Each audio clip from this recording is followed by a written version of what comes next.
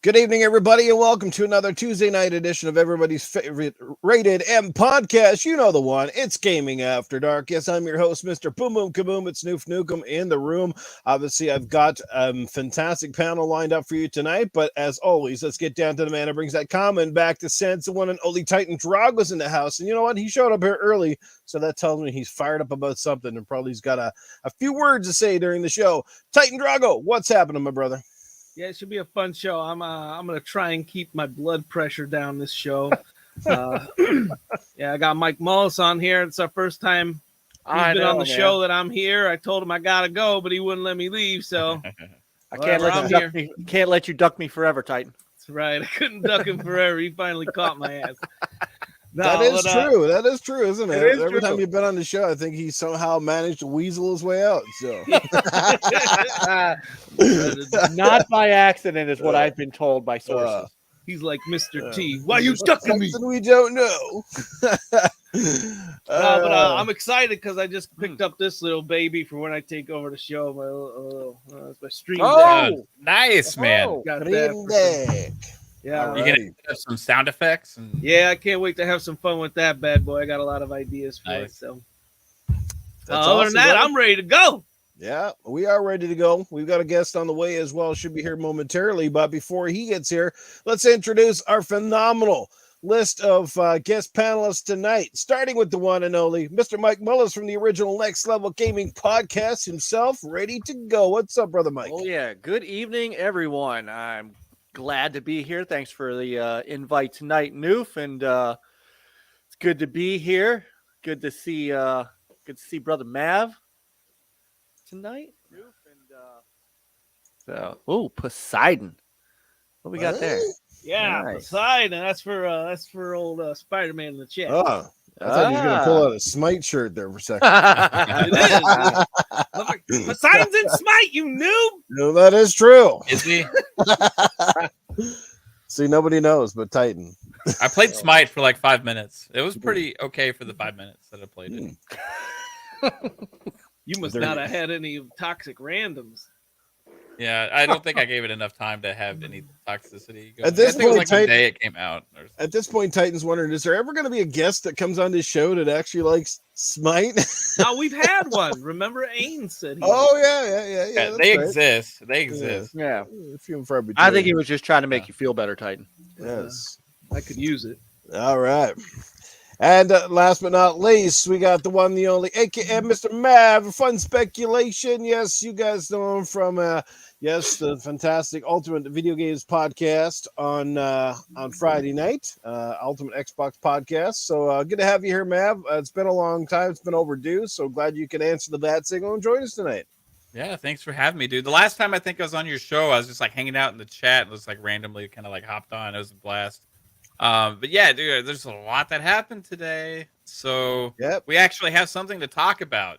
Some actual news. It's been dry for a while. Wow. So I'm curious to see, this is like, it's supposed to be a PlayStation celebration day, We'll see. Is this actually a PlayStation celebration? You want to show off Poseidon? I'll show off.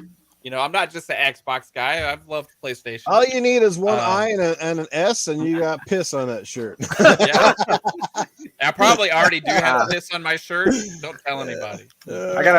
I gotta sport one of the brothers, Bacon Ice Cream Productions. My brother nice. Rich. Oh, nice. Nice. Yeah, shout out to the GWG, baby. What's going on, people? All right. What was that glorious head of hair, Noof? I ain't seen it tonight, brother. No way. Let's catch up with the chat here. We try to tell him he looks fine. We try to being tell hard him on himself for no reason. He is. Timothy Dixon, first guy in the house tonight. What's happening, brother Timothy? Good to see you. Tony Grasso is here, and he's not late. How about that, Tony? Good to see you. Doggy Dog is always here. Thank you, Doggy Dog. Good to see you, my brother. Good to see you indeed. Casket Repair hanging out with us. Spider-Man 356, back from the dead. Our sister Assassin Lupa, yes, who was featured on the community profile spotlight on Sunday. Good to see her in the chat as always. John 907. The boss mod, Lethal Papa himself with the band hammer. He's swinging around in there. Toolman 55. Yes, baby. We got a good crew here already tonight. Who else we got going on? John 907. I think I've already mentioned him. Let's get down here. I think the one, the only Titan. You can name him out. Mr. Joe Dunmore. Yes, Joe Dunmore is here. Well, it's good to see you. Psychonauts, our brother Psychonauts in the house. Good to see Psychonauts. Who else? Jesse Darby is here. What's going on, Jesse? Good to see you as well. And Pong Soul guy there. I don't know. Pong Soul? Is there Pong Soul up in here? There's somebody named Pong. Yeah, that dude. Yeah. Pong's Hole. Okay. I see that guy once in a while. Yeah, once in a while. Good to see you, brother Pong. Doggy Dog. Put in a Pong's hole. Doggy Dog dropping the first super chat of the night at $1.99 Tuesday night GAT time. Woo! All right, I like it. I like the energy, baby. Let's go. Let's bring it. Who else we got going on here? Man, I'm trying to catch up with you. Monster is in the house. What's going on, Monster 530? Papa Woody is here. KY Bob in the house.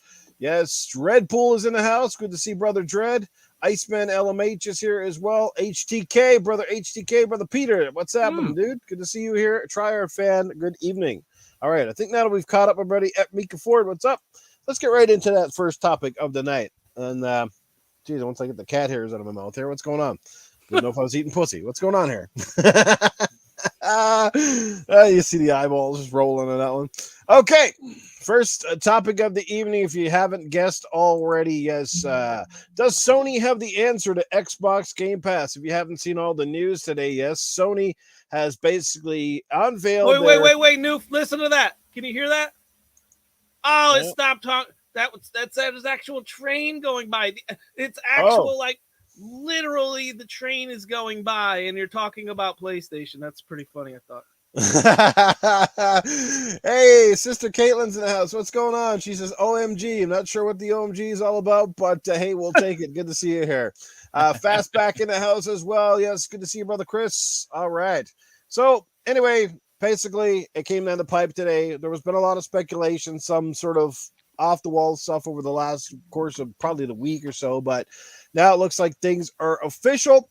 So I have an article I'm going to share with you up on the screen here, just because it's quite interesting, and obviously at least the media is not completely going gaga on this one. So this one comes in from GameSpot, and hopefully you can see it up on the screen, guys. I'll maximize it here and just kind of give you some details. So they've basically unveiled their format for the new PlayStation Plus, which is going to be a multi-tiered system, so to speak. And here's some details on it. So according to Steve Watts from GameSpot, whether Sony likes it or not, Game Pass makes the new PlayStation Plus look underwhelming. Sony appears to be pursuing its own strategy distinct from Microsoft Game Pass, but consumers are going to compare the value regardless. That we will. And we're going to get everybody's perspective on it tonight, good and bad. So here's how it looks. Not to break it down real quick. PlayStation Plus is turning into 3 tiers. PlayStation Plus Essential, PlayStation Plus Extra, PlayStation Plus Premium, priced at $10, $15, and $18 per month, United States dollar, respectively. Now, Game Pass, by comparison, has roughly equivalent console and PC tiers for $10 a month apiece, and a combined Game Pass Ultimate for $15 a month, which makes PlayStation's top tier $3 more expensive. So they're going to offer the annual pricing as well, which does result in PlayStation Premium being cheaper than Game Pass Ultimate. It's slightly different value proposition. Obviously, because the biggest thing, it doesn't have day and date games. Will they have them in the future? I'm not sure. Jim Ryan had a quote, I think, earlier today saying that their top games, their number one games, this could hurt their model for those games if they are dropped in day and date. So basically saying, essentially saying our games are too good to be coming day and date. You can read into it what you will, but anyway, I want to break that down. I mean, it's Matt Piscatella, he said he doesn't see this being a significant change to Sony's existing strategy, just more of an incremental but meaningful improvement over what was already in place. I mean, yes, there are some definite improvements, and one, the fact that they're going to actually have the backwards compatible for a change, that is always nice, right? I mean, we talked about that for a while, but hey, back then old games didn't matter either, right? Who plays old games? So I'm going to exit the full screen here and get the guys in. Who wants to have their first kick at the cat here, guys? Titan, do you want to leave? Let the guest go first? I'd like to actually hear what these guys got to say first. All right, you know what? Let's bring in Mr. Mike Mullis. Let him have a shot at it. Mike, you ready to plunk down all that money for the new PlayStation tier? Oh, does that mean I could play Horizon Zero Dawn? Or Horizon Forbidden West. Well, maybe Zero Dawn. Zero That means Dawn, I could play maybe. Horizon. Maybe I could play that Horizon Forbidden West day one. I can do that, and I don't have to buy it anyway. What? No. Oh wait, I've got like a good stable of PlayStation 1 games over on my shelf. I could go ahead and put that disc in my PS5, and it's gonna play. No. And you want me to pay $120 a year, and I could still have my cloud saves, right? You'll still give me that, right? All right, so 3 strikes, you're out. yeah. Can we get the shock buzzer for this man? So We haven't 3 strikes. We didn't even start. We're gonna retire the side. We're gonna strike out all 9 innings by the time this fucking show's over with. right.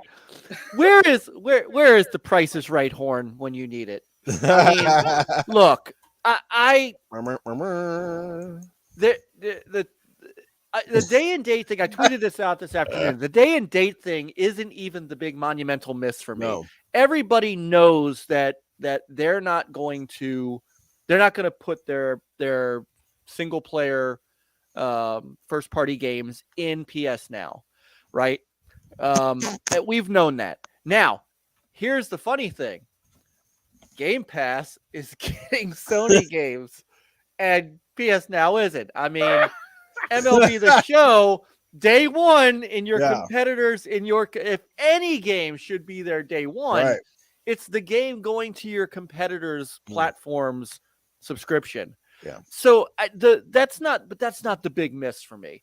The big miss for me is the lack of native backward compatibility. There was such an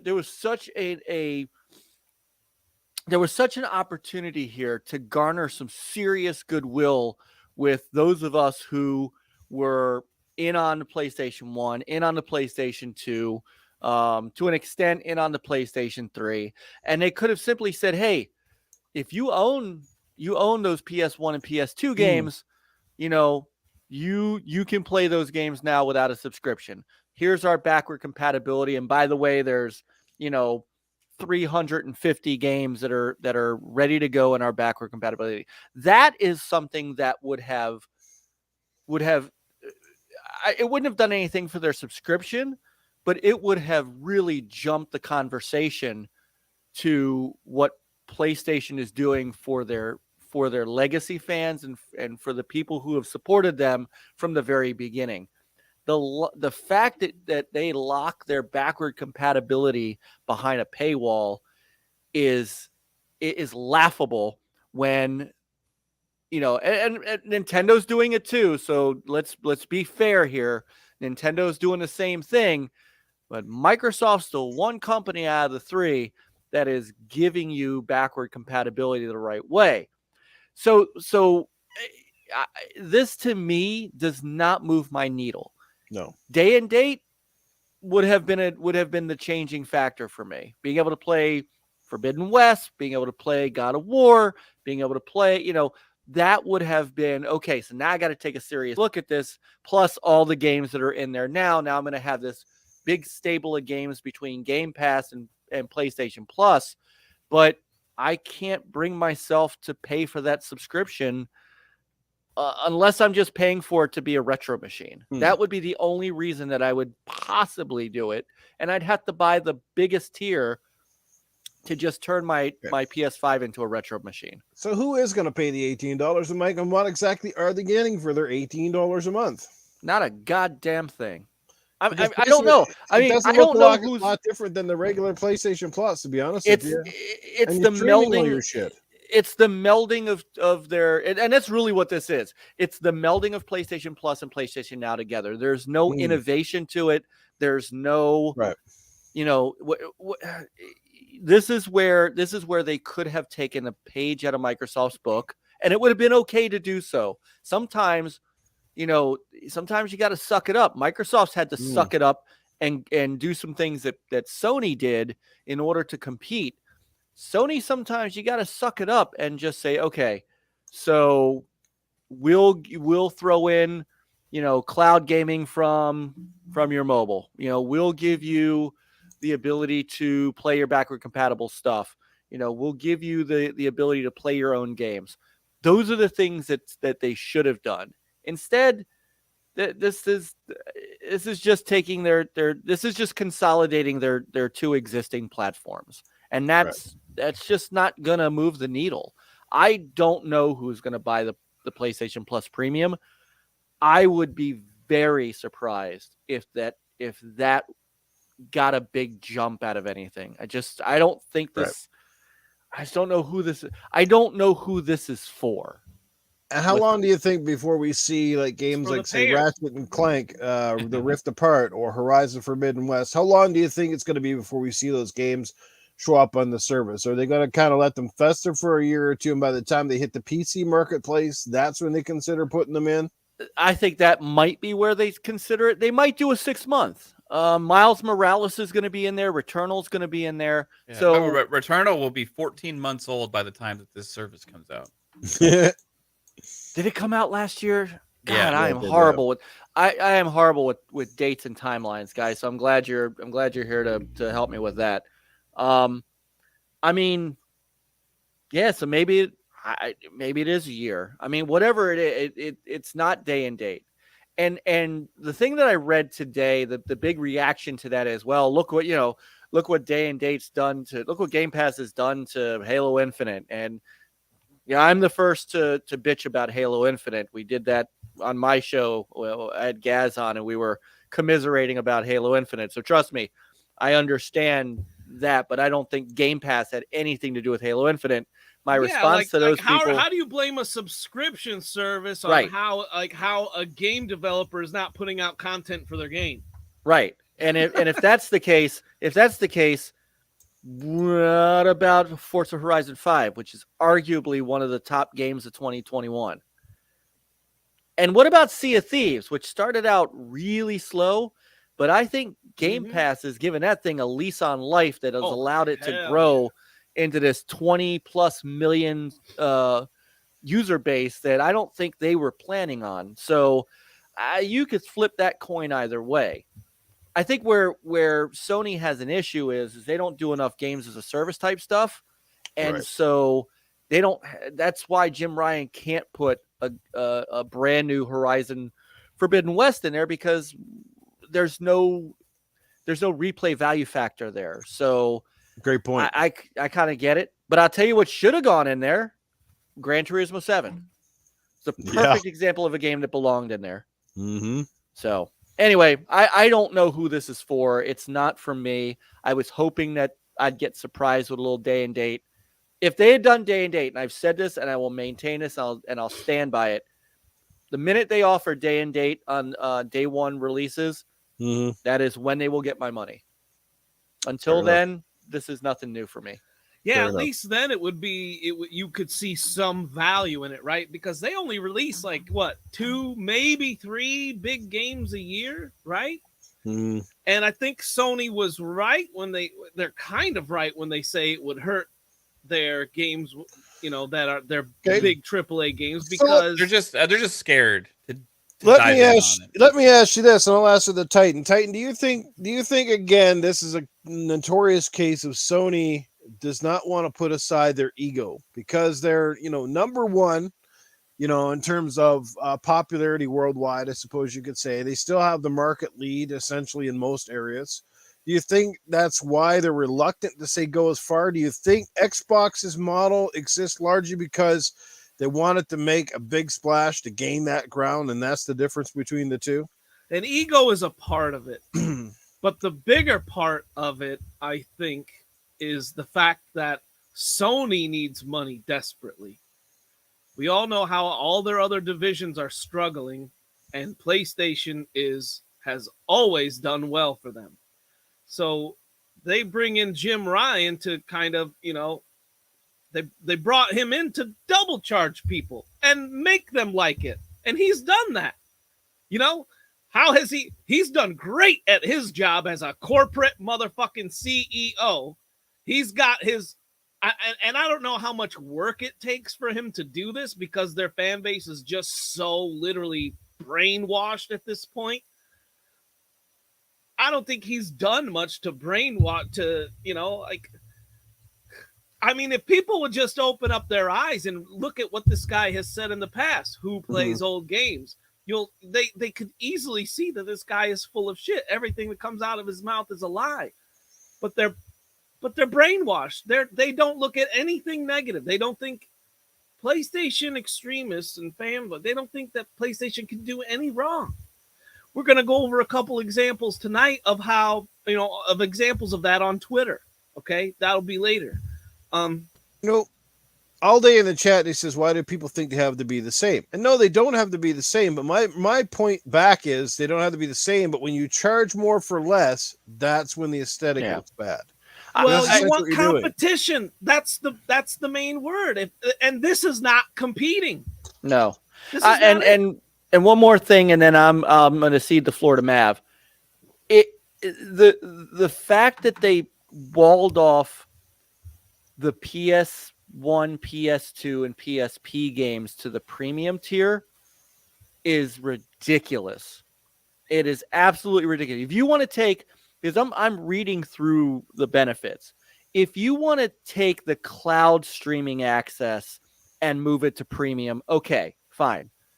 But the fact that you have to pay extra for the older games, that should have been in there. The one thing that would have gotten me to consider PlayStation Plus Extra is if all the past games were in it. I don't care about the streaming aspect of it, but if I could have gotten all the games in the PlayStation Plus Extra, I would have taken a hard look at it. Here's the one thing I don't think PlayStation understands. I don't think PlayStation understands that this is not going to bolster their numbers whatsoever. No. That's number one. I also don't think PlayStation understands that how much, if they offered day and date, how much it would bolster their numbers. I think they are underplaying that completely. There's a fucking reason why Xbox Game Pass has so many subs and it's just going through the roof, gaining like 30% year over year, right? That's absurd. That's a lot. 30% over a year of your play, 30% more subs. That's what they got to do. That's what they got to do to compete. And like you said, like, why do people think they need to be just like Game Pass? It's strictly for that. It's for competition. And PlayStation is simply refusing to compete on that level. And why is that? I got to say, a lot of it is because of their fan base will not fire back at them. How many people have you seen fire back at PlayStation, say, hey, man, look at what Xbox is doing. Why can't we get anything close to that? Their biggest market, by the way, isn't even launching first. They're launching in several markets in Asia first, and then the US or North America and Europe. So you may not even get it. We may not even get it in June or at the beginning of June. And look at it this way too. And man, if I'm gonna let you talk, I swear to God. No, you're fine. I'm just biting my tongue. I'd be happy to dive in soon. Yeah, because I need to hear you. But anyways, you know what? Go ahead, Mav. I'll come back at this at a later time. I want to hear what you got to say, my brother. Okay, so looking at an initial reaction, okay, because I did this initial reaction video when I was looking at it. It's been hung up into the upload nether realm for all day today. However, I was like, okay, yeah, this is expensive, and I don't see much like questions answered about how it's going to add value to us. The one thing that I found as a positive, and I will start with this first, is they are still keeping the discount for purchasing at a year, right? However, the only one of these services I could potentially have any interest in is the premium, and it's going to be a hard pill to swallow to fork over $120, right? But that's the only way I would consider it, because for me that breaks down to $9.99 a month, which is all that this service is worth. This is not worth $17.99 a month at all, right? If you compare the value that you're getting, because when I'm looking at subscription services and I'm paying a price per month or whatever. I'm looking at a couple things. Does it add value to me, and am I saving money by subscribing to this service, right?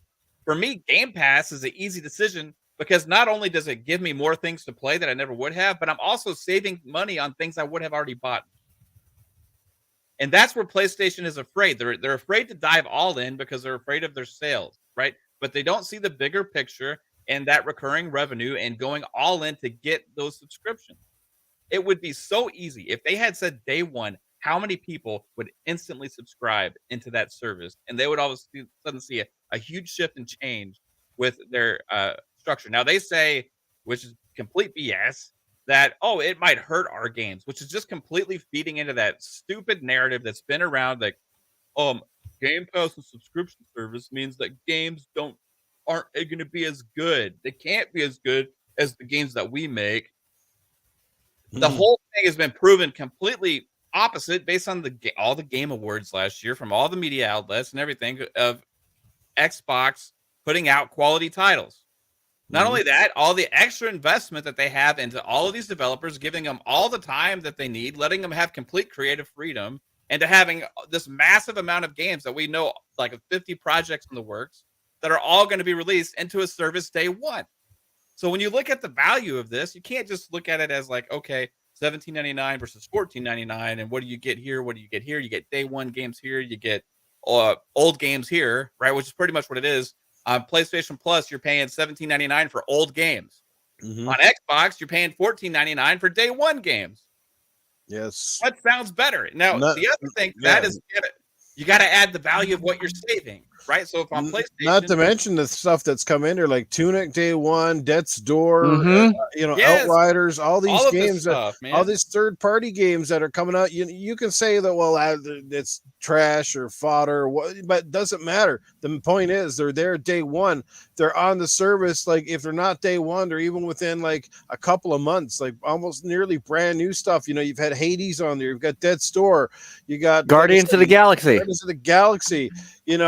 Pretty soon, I'm pretty sure Battlefield 2042 is going to be on there because that game is pretty much tanked. Which had Crusader Kings 3 hit today, which is like a variety thing. Is Sony going to do that? That's my question. Are they going to do much the same? Exactly. They got Shadow Warrior 3. Notice they're being this announcement. Yeah, they gave us some details, but notice their wording is still really vague. Right? And that's on purpose. I think that's on purpose. Game Pass is adding at least a few games every single week now, right? And you just named a few of the games that came out this week, right? How often is Spartacus going to add new third-party content to the service? Did anyone notice they mentioned nothing of the sort? They said basically a refreshed library, and they gave an example of some of the games. Some of the games they've already given us for free in PS Plus as part of the PS Plus collection that they said are going to be part of this service. Oh, yeah. And I was like, well, you already gave us that. What are you talking about? You're going to celebrate this like as part of your like big tagline when we already got that as the PS Plus collection? Like it doesn't make sense. And the other thing is you got to look at it's not just about value of like, okay, let's say PlayStation Plus Premium is like 200 and something bucks, and then for a year, and the Game Pass Ultimate is 180 something for a year or whatever. You can't just look at those numbers either, right? Because you have to look at the picture of the amount of dollars you're saving by not having to purchase those games, right? Because on PlayStation, if you do want to play the games within the first year, you're probably paying $70, right? So if you buy those 3 games a year, that's $210 extra on top of the service if you decide to subscribe to it. So at that point, it becomes less necessary to subscribe to the service. Therefore, they will not sell as much of the service. I do not foresee this taking off and enhancing their subscription model very much more than it already is, which they only have like 3 million subs to like PS Now, right? So they're only going to add maybe about that much more because this is really all it is. How many more people are going to pay extra just to have a gate-kept catalog of back compat games that you can't even purchase separately, right? And like that's Nintendo's model with what they're doing. You can get the game demos, but they even said on select titles. They're so vague on exactly everything that's in this. We don't know enough It's too expensive, especially if you pay monthly, which is what most people would have to do because most people aren't going to just fork over $120 right away on the premium service. So then they're just going to settle with PS Plus regular. That's what most people are going to do. And they're going to buy their games. And I think that's what PlayStation wants because they're afraid to dive into the subscription service. And I don't know why, because that's the future. And whether anybody likes it or not, Xbox is proving this going forward that is a very sustainable future for the games industry. And if you look at the value proposition over on PlayStation, over time, it's exponentially going to grow. And Xbox's is going to be better value. It's going to the gap is just widening every single year that more games release. The value gets better on Xbox and it gets worse on PlayStation because every day that there's more first-party games drop into Game Pass day one and third-party games day one, it becomes a better value to play on Xbox than it does to play on PlayStation. They have to take this into account. I was expecting more of a half step into this, at least more of a half step. This is a no step. Right? This is a no step into the future of where the game industry is going. They are staying pat at what they believe. It's also triggered by Jim Ryan's comments where he's trying to feed this narrative, downplaying subscription services with new titles and how it can affect their games when we already have seen proven that the fact of the opposite, actually. I could even see it being a half step, Mav, if they kept the price respectable. Like maybe half the price of Game Well, that's Pass what they see it's worth. Obviously, they're willing to accept $9.99 a month if they're willing to offer it for $120. But then you go and jack it up to $17.99 a month. That's a huge difference. That's like, I don't know the percentage, but you're like 70% more. For what? Why? Like, why are you charging that much more for the monthly user instead of the yearly? I get that there's a discount there, but that's egregious, right? They say they're there's a lot of cloud streaming going on, right? My question is, what are they streaming that with? Are they streaming that with Gaikai? Yes. Are they streaming that with Azure servers? Not yet. I think did they not sign that? They signed the deal with Azure. They're not using it yet.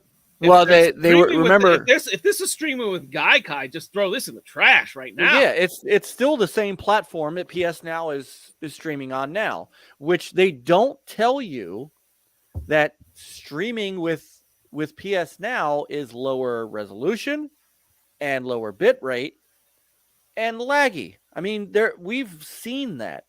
Their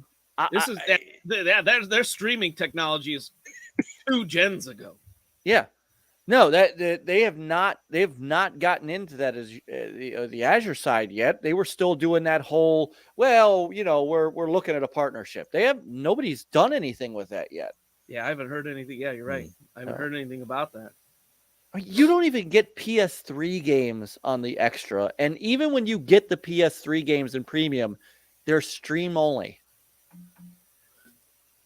Yeah. I mean, I get that the cell processor cured cancer, but good Lord, can it not play games? Cell processor. Fix your cells from that the is inside. That's the biggest mistake they've ever had is that stupid PS3 cell processor. Ain't it weird how that's like still biting them in the ass? Yeah. That's wild to me. I just want to know, are we allowed to like buy a PS1 or PS2 game? Because I want to play Final Fantasy Tactics on a PlayStation. Right. Right. And if that ends up being in this service, that was an awesome right? I'm going to have a very hard pill to swallow. Do I pay $120 just to play Final Fantasy Tactics? Right. Like, you might as well just pick up a used PlayStation 1 and find the fucking game somewhere. Yeah, that's the other point, though. Will this be any better than a PlayStation 1? Because on honestly, Xbox, you get all these enhancements. Did I miss that as well? At this point, go ahead, Noof. Oh.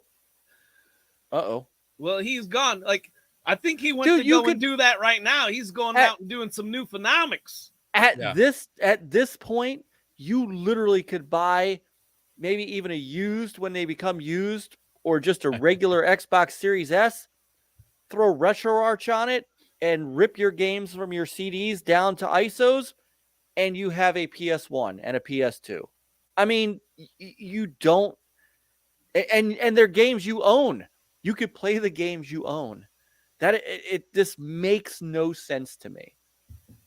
Yeah, none whatsoever. To not add the, I'm gonna be sore about this gonna die on that sore hill. To not.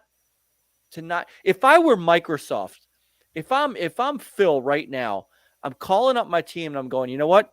Let's get this backward compatibility train moving again.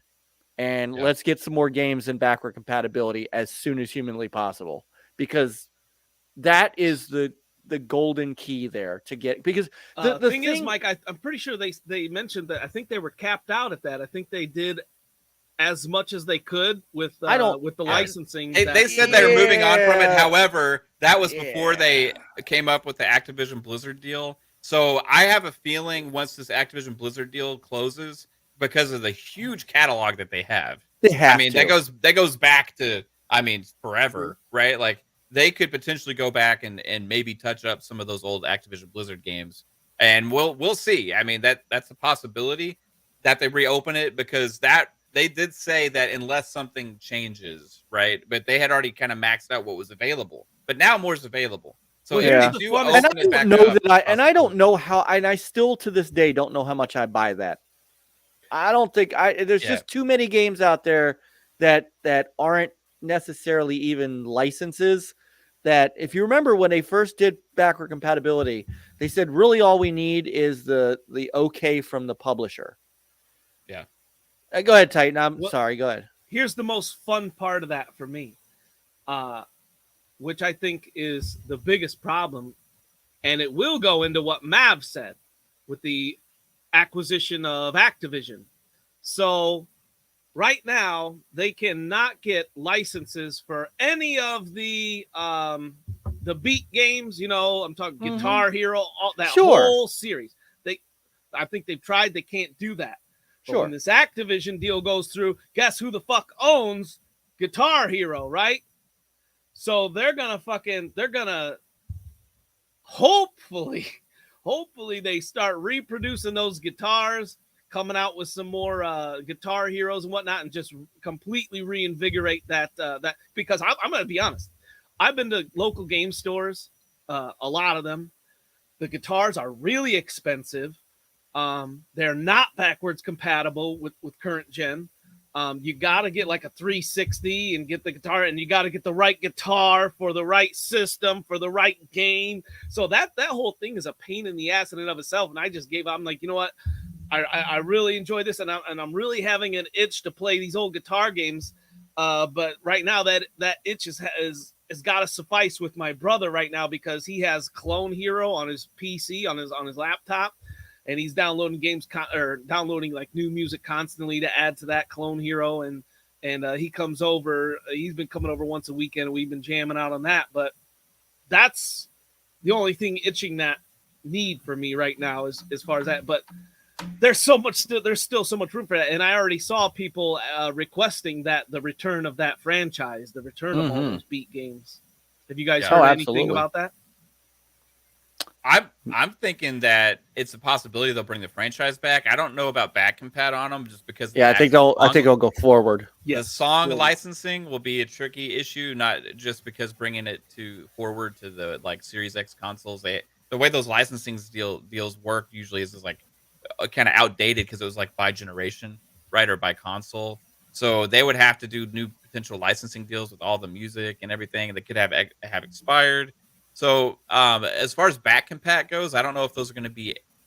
Maybe they are. I don't know. It just depends on the way the deal is. But I think going forward, that's definitely a franchise that they would be smart, because it's also a great franchise to have in a service like Game Pass too, right? Because you can put it in there. Imagine. You can keep coming out with new songs, right? And like as a subscriber to Game Pass, you get this. Then you got all the musicians fucking that want to play that shit.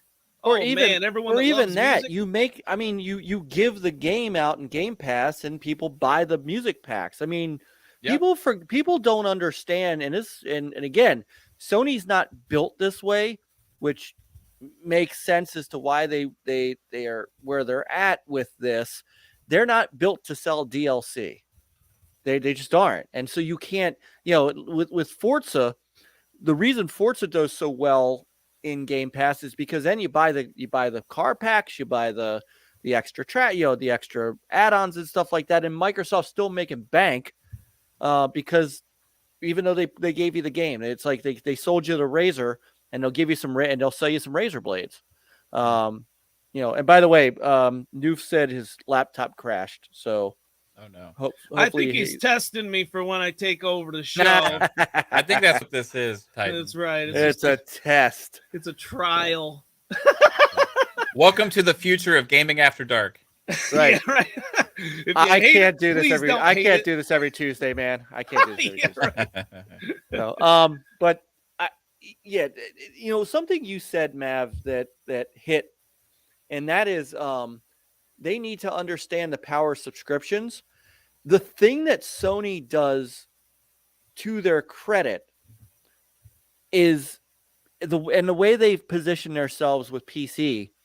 They still are very good at giving people a reason to primarily buy a PlayStation.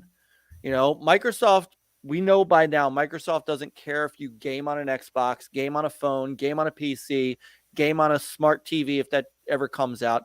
They don't care as long as you get into the ecosystem and buy their stuff. Sony is a lot more dependent, and I'm not saying this to stoke any console war or any kind of that bullshit. This is I think everybody understands this. They bank on people buying their hardware. They bank on people buying the PlayStation. And what better way to draw people to buy your console than to get you into their ecosystem in order, and then say, well, to be in our ecosystem, you really need a PlayStation 5. They're not thinking. But they say that you only need a PS4 still.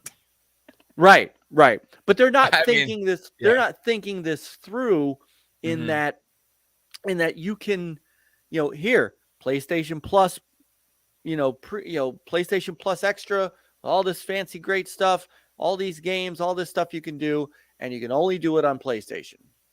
I don't understand. I'm really struggling with this. I didn't think I'd struggle with this as hard as I am. And I'm somebody who loves subscriptions, but I can't wrap my brain around how badly they've thought this through. Because on PlayStation, you're still primarily going to be purchasing your games like you always have, and this is an added service that is completely optional. Whereas on Xbox, we feel like almost like Game Pass is a necessity now because of how much money it saves you. Right? Like if you're not subscribed to Game Pass, you're spending more than somebody a lot of times that is subscribed to Game Pass for the same amount of games, right? And I could put so much of what you just said in quotations like a wise ass, man. Dude. He's back. Hey, I am back. My computer just up and freaking crashed on me. That's how Thank God it let you back into the room. Yeah, no shit, eh? What was that? Safe house? God damn it, no. God fucking damn it, man. You're here trying to run a legitimate ass show and the motherfucking computer just takes a shit on you. That motherfucker. What the fuck you running over there? It must be Acer. Yeah, that's right. Must be called Acer. Because that fucking thing runs like a piece of ass. Go get yourself a goddamn new laptop. Maybe you should take a couple of months away and come back with something new. Because that thing is a goddamn piece of shit. Unfucking believable. Honestly, I wouldn't even wipe my ass with that fucking computer you bought yourself there. I don't even know what the fuck you running, boy. That thing is absolute ass. Unbelievable. Anyway, I'll let you Safe house, I wouldn't wipe my ass with it either. Hot damn. That fan will hurt. Yeah. Something will hurt. A couple of keys stuck in the old asshole. Oh, okay. Man. Crazy stuff. It's all right. Anyway, you guys, as you were. We haven't gotten your take on this yet, Mr. Newcomb. Look, I mean, you haven't gotten my take either. I haven't even started. Oh, that's true. True. I'm just bouncing off you guys, man. I got so much content for this shit, man. I could last fucking 5 hours. I feel sorry for her. All right. Go ahead, Titan. You can take it away. All right. I guess I'll just come out with I guess my kind of overall broad view, and then we'll kind of break it down. So I think this is kind of just a sly combination of their services, kind of like one of you guys said, Mag or Mav, or I don't remember who said it. One of you guys. I'll be Mag. Yeah. Over the mark. Ah. What's going on here? It's a sly combination of services, and it's a sly price hike. That's what this is. They're bringing they found another way to essentially double charge you for basically nothing extra. This is what you get when you bow down to everything Sony does. When your fan base just bows down to everything you do, you can take advantage of that until they start pushing back. And until the fan base starts pushing back, why the fuck is Sony gonna change their direction?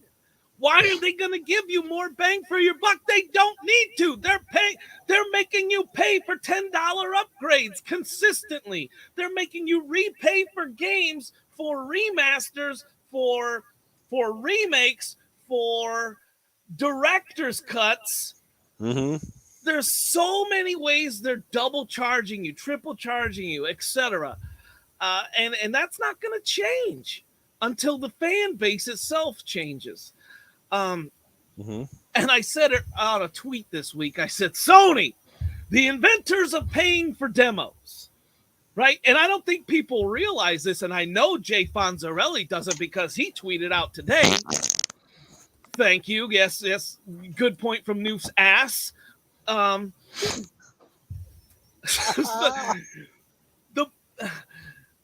fucking Jay Fonzarelli doesn't realize this, but demos are out there now. I played demos not long ago, right? There's demos all over the place that you can play for free that you don't need a subscription service for. They just need as I read what they put in this in each tier, it's there's 4 bullet points in the first one, 4 bullet points, in the second, yada yada. There's it's just all filler with straight trash, things that don't belong in a fucking subscription service. There's no other way to put it. Are you guys okay? You want to wipe your ass too while you're at it? Noof! What the hell is going on over there, Noof? It's more than the computer shitting itself, that's for sure. Titan's just going on like that. Didn't you? I thought your computer was the asser, not fucking you. He's in his thoughts. It's hard. Yeah, he's in his rant. Rarely do we find. He literally just was not looking at his camera. He's like, I'm gonna rant and look over here because I have no intention. All right. So, and then if you look at it, the price differences, they're pretty huge from the monthly to the yearly. There's a pretty huge fucking difference. So if you plan a little bit ahead, you can save yourself, a good chunk of change if you pay for the yearly as far as monthly or whatever. Mm-hmm. But I want to read this straight from the PlayStation blog post and destroy them from the fucking source, okay? So just so you're all with me right here. The PlayStation fucking blog says, since PlayStation's Plus launch in 2010, PlayStation, Sony's been the forefront of innovation with game subscription services. The forefront? Can we really say they were in the forefront? I think that they were just there, right? They were there, but I would not call them in the fucking forefront. When you say forefront, you're industry leading. You're paving the way for everyone else that wants to be you. That's the fucking forefront. You're the fucking back ass aft of the fucking boat. You need to be fucking kicked the fuck off the boat. Man overboard. Sony, man overboard. Fucking woo, fucking start the drill. Start the casualty drill. Because that's what this fucking is. And that's just the first fucking sentence. Okay? We're thrilled to be the first console membership service that included a refreshed library of games. What the fuck? What? You can't say that. That is simply not. I can't wait to get 4 days opinion. Okay, my brain's getting red because because this fucking corporation is lying to all you fanboys and you don't give a fuck. Forte, it's okay if you feel like you want to go back to dinner. Massole said cocaine is a hell of a drug, right, Titan? Forte comes in the middle of all this and me shitting myself and having sex, okay? Damn. Now I know why you last if 5 I hours. could do the 5 hours that Mav said I could do. Oh man, PlayStation pissed Titan off. We got a couple of super chats to get to before I go on past. Our good friend Assassin Lupa drops £5. Now it's Gad. Let's go. Hit that like and share, please. Love you guys. We love you too. Assassin Lupa and Splendiferous drops $2 and says, Titan, I bet that hand gets tired. Content brain fart. Oh, good stuff. Look, I'm not going to say a whole lot on the whole thing. I think it's, again, to sum it all up, to me personally, it's just very it's underwhelming to say the least. But it does sound like if you read the articles and things and got to the nitty gritty, there is some room for interpretation. There is, obviously, it sounds like they're leaving the doors open to change this on the fly, perhaps as it goes. So while this is what it looks like now, but it could evolve into something. And I think it's on a case by case basis. And I think it's largely dependent on how Sony's future titles do out of the gate over the course of the next 2 years. And a lot of that's also dependent on how many of these PS5s they actually get out into the wild, into people's hands, because that's still a big issue right now. And Forte, who's a perfect guy to bring in on this matter, because, again, he works, in the industry and, he sells this stuff and he sees what the word on the street is. That's why I wanted to get his take in here, because he can probably break it down for us in ways that perhaps we don't look at from a different side. So welcome to the show, Mr. Gaming Forte. Good to have you here. What up, though, man? Yeah. How you guys doing, man? I came in this great reception that Titan just put on. That's going to be hard to follow up, man. PlayStation. Yeah, I expect you to have the same energy. Man, PlayStation. Yeah, man, I'm the fucking storm. You be the calm before the storm. Man. The calm before the storm. So the eye of the storm. The eye. Yeah, right. So if you got nothing else to say, with another storm. How about that? You be the eye. If you got nothing else to say, all you got to do is turn your camera off for 5 seconds and take a shit into the mic like I did. Okay. So the thing comes down. Okay, so. You're gonna have trouble selling this. Wow. Shit, Wow. So are we more disappointed in the fact that it's not what we expected it to be? Because we got to kind of remember that all the information that came out about this thing is about leaks. Sony never talked about this service at all. Right. Everything we heard was leaks. And the first thing I saw when I saw it, I was like, this is literally what the leak said it was going to be. Mm-hmm. A merger of PlayStation Plus and PlayStation Now. Literally verbatim, that's exactly what the heck this is. The only benefits you really get out of this is the fact that they're finally bringing you PSP games to the top tier, but you got to stream them, of course. Mm-hmm. They're bringing PS1 games. You got to stream them, of course. And you're getting game demos. That's the only thing this service is actually bringing. Now, let's tackle those things. I think PlayStation 1 and PSP games, that's awesome. More games. If you like streaming, that's fine. Demos should never be tied to any dang service. You should never have to pay for a game demo. That's like the one thing in this whole thing. I'm like, this is the most dumbest thing in the world. Mm-hmm. Why am I paying for game demos? I shouldn't have to. That should be natively something that anybody that's on your platform should be able to do, for the simple fact that if you buy a PlayStation 5, they literally give you a PlayStation collection full of games that they're literally in this service. They're literally giving you already if you have a PS5, and you don't even have to pay for them. You just have to have a PS5. So I don't understand that part of it.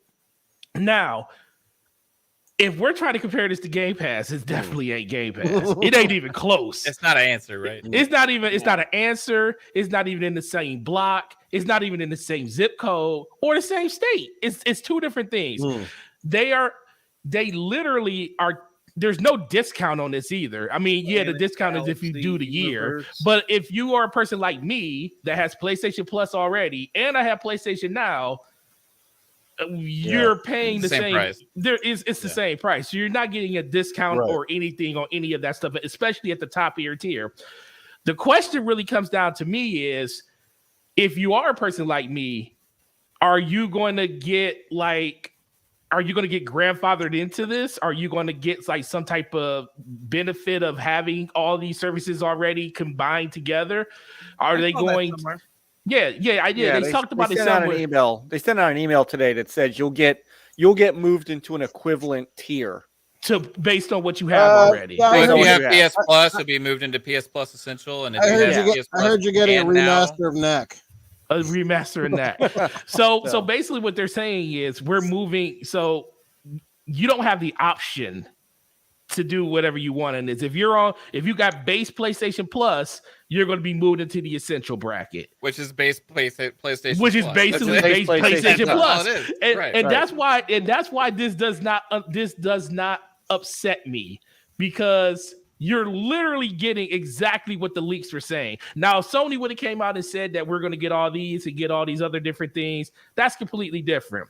I do like the fact that Nuke did bring up the point that PlayStation did. Well, Jim Ryan came out and he left the door not slightly open. He left the door like you can literally see the door from down the street that is cracked. Yeah. Because at a certain point, they know what they're up against. Let's be for real. Sony, not even a quarter worth of what Microsoft is.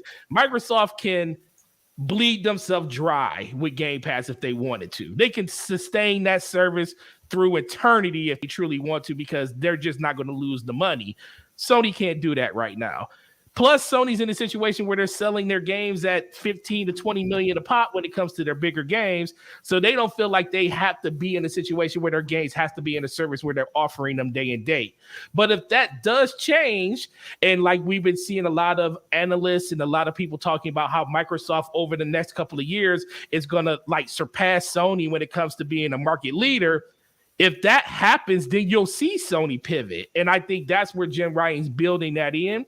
So I think it's kind of, I'm not going to say it's crazy to think that they were going to give us the equivalent to Game Pass this soon, because they're not in the financial state to be able to do it. First of all, they can't even produce PS5s fast enough. They don't want to even look, God of War and stuff ain't coming out this year due to the fact that they ain't got PlayStations out there. People keep saying God of War is coming. I'd say no, it's not. I think it's spring. Spring of what? Next year? Yeah. I think I agree. I agree. It's not coming this year. Spring of next year, when they got more PlayStation 5s out there for people to jump into. Yeah. But in general, can buy it on PS4. No, screw that. Why would you want to keep people on PS4 though? For that free upgrade when the PS5 comes out. I'm just saying that. I mean, there's like how many PS4s out there? There's already like 100. No, they rather you remember when Jim Ryan said, if it wasn't for here we go. X-Men. That man just got home from work. That man just got home from work.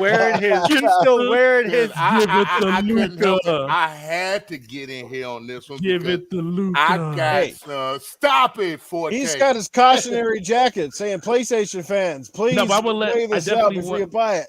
Yeah, I definitely want to hear what you guys say. But I do, like I said, just in closing, I think this is a needed move for Sony just to consolidate what they have. It's pretty much what the Xbox did.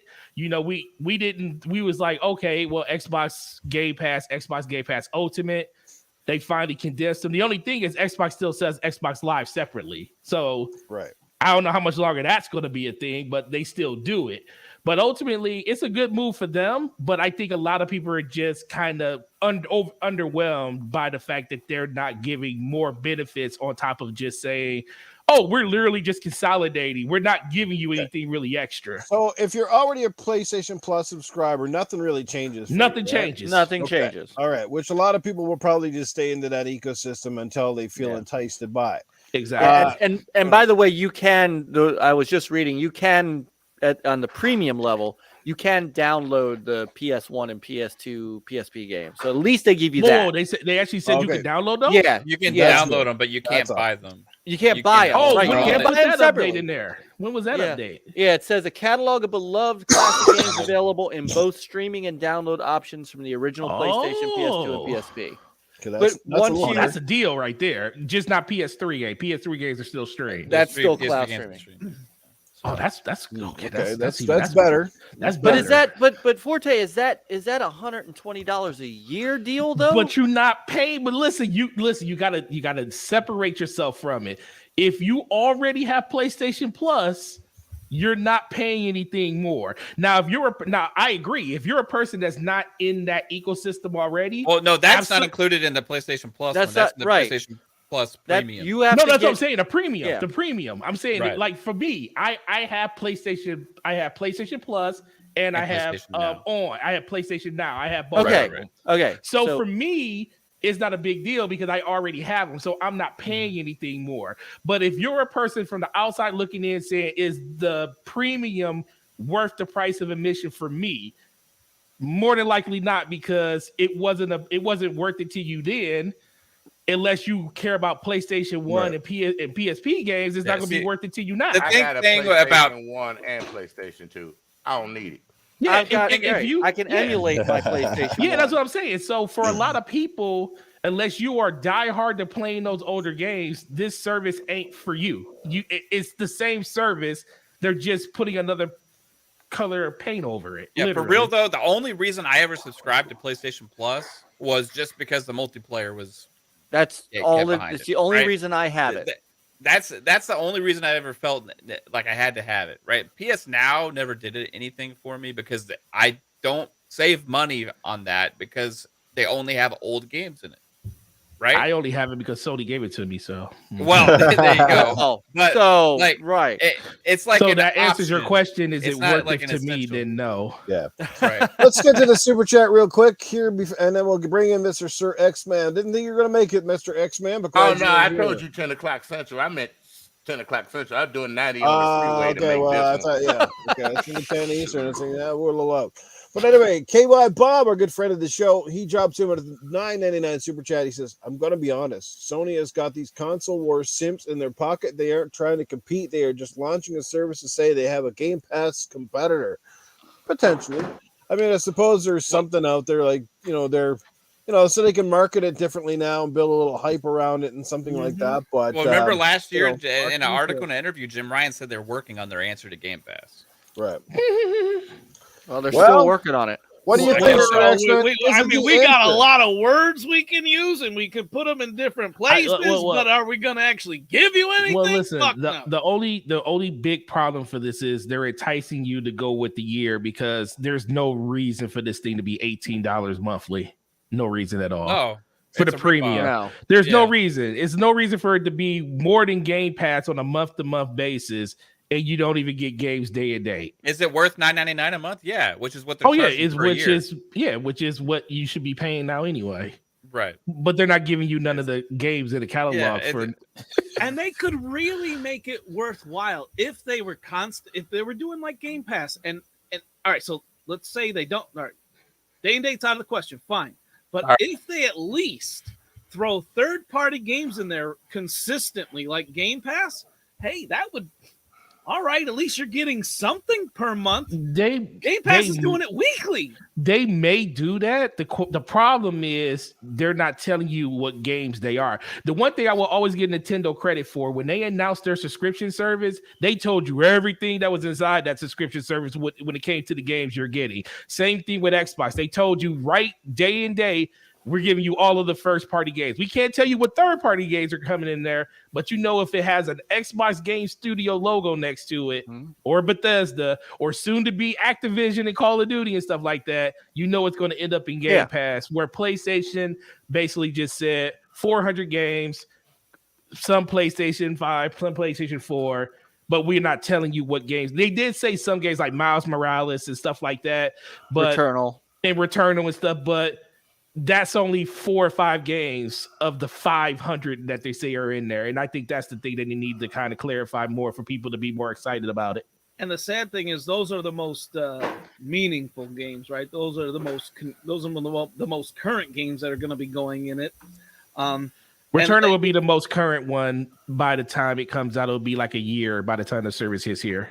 And so, yeah, you're basically fortifying my speech, what I said earlier, that how they were being so vague with their wording. Right. I mean, they gave us some information, but they're still. You read this whole blog post from PlayStation blog. It's all of it is just marred with vagueness. There's no other way to put it. Another sentence from their blog post. The new extra and premium tiers represent a major evolution for PlayStation Plus. Who Hold on, excuse me. I have to go barf after that one. Yeah, right. I gotta barf, dude. Evolution. Who is writing this dog shit, man? Oh man, it's literally the same service with 2 extra features.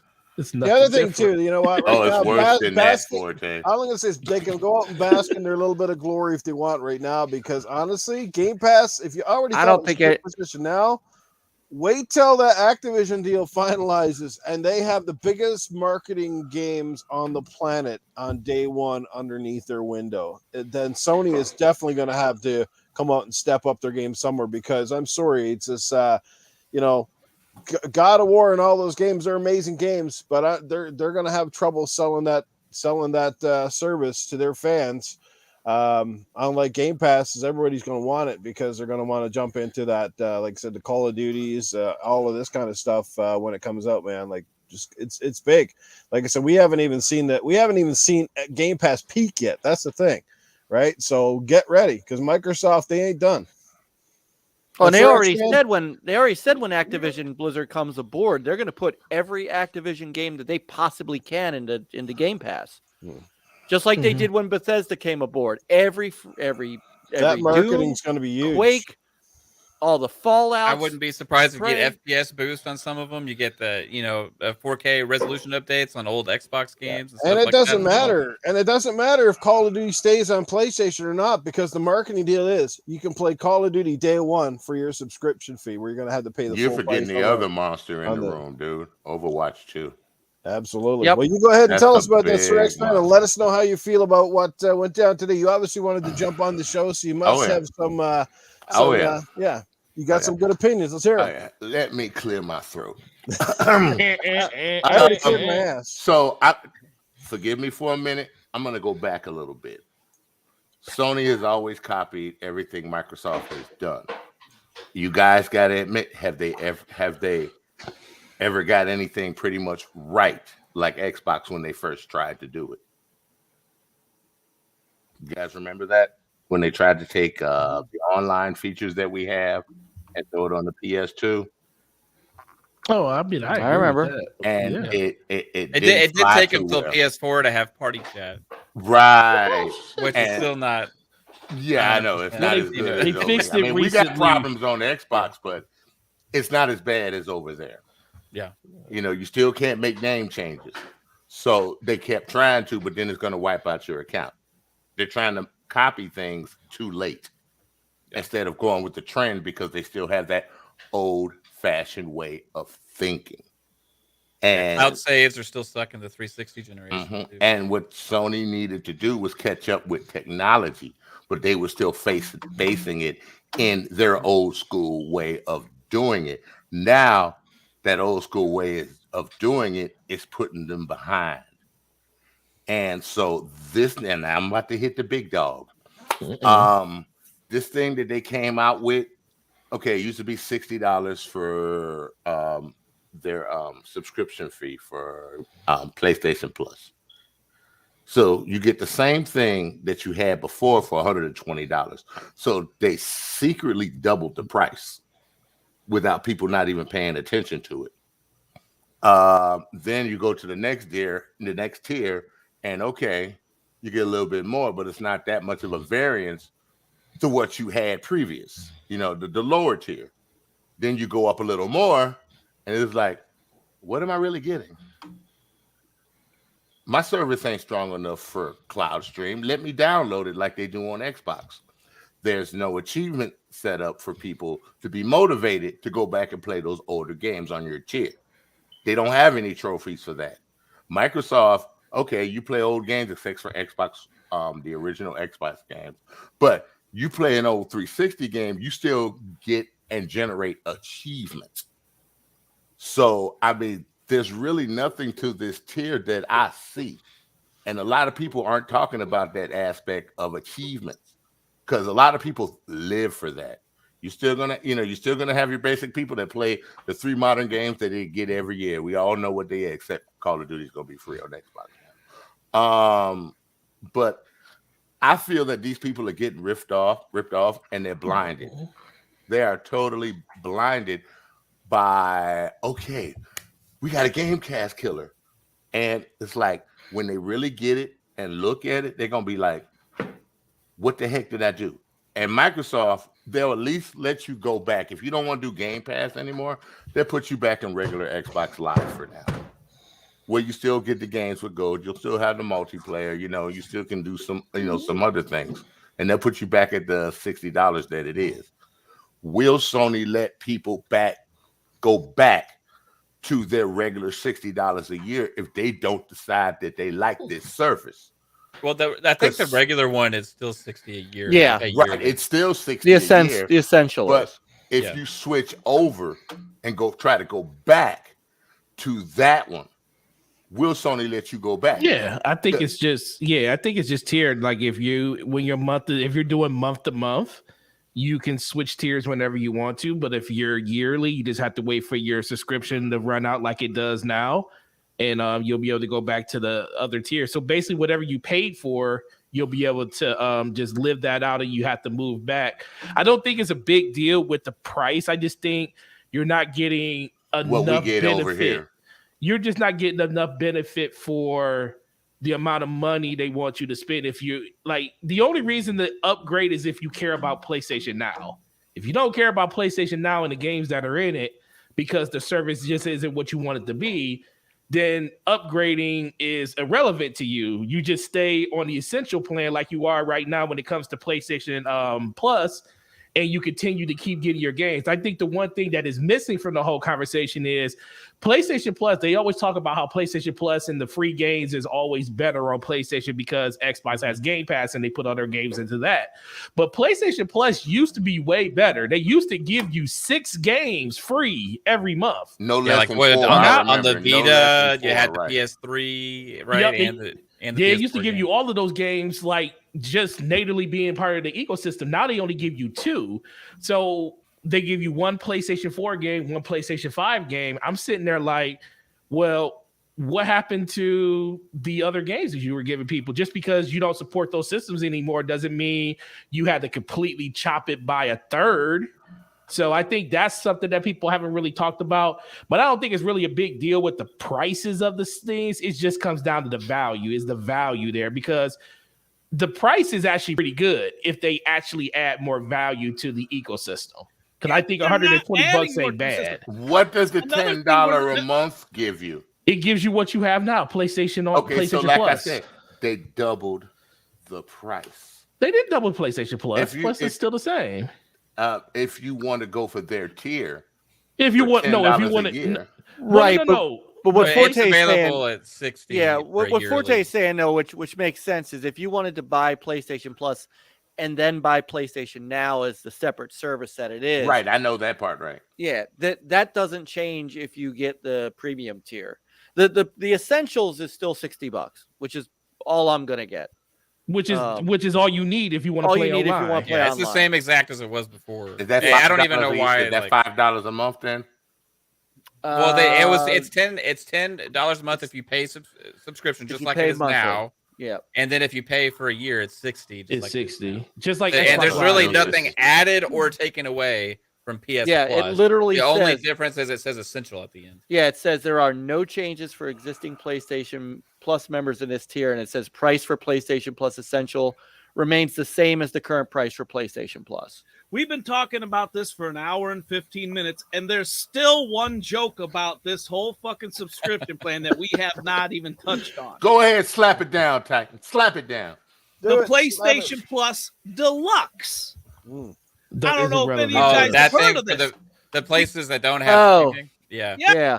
Select markets, because for markets without cloud streaming, they still have markets without fucking cloud streaming. And there's a lot of them because they're, like I said, we talked about it earlier. This is still going off of, as far as we know, this is still going off of Gaikai fucking servers. So until they upgrade that deal with Microsoft and start using Azure servers. This PlayStation Plus Deluxe joke of a tier package or whatever the fuck it is going to remain.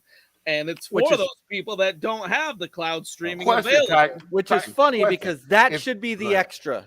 That should be where the extra is. The extra should be the PlayStation Plus Deluxe.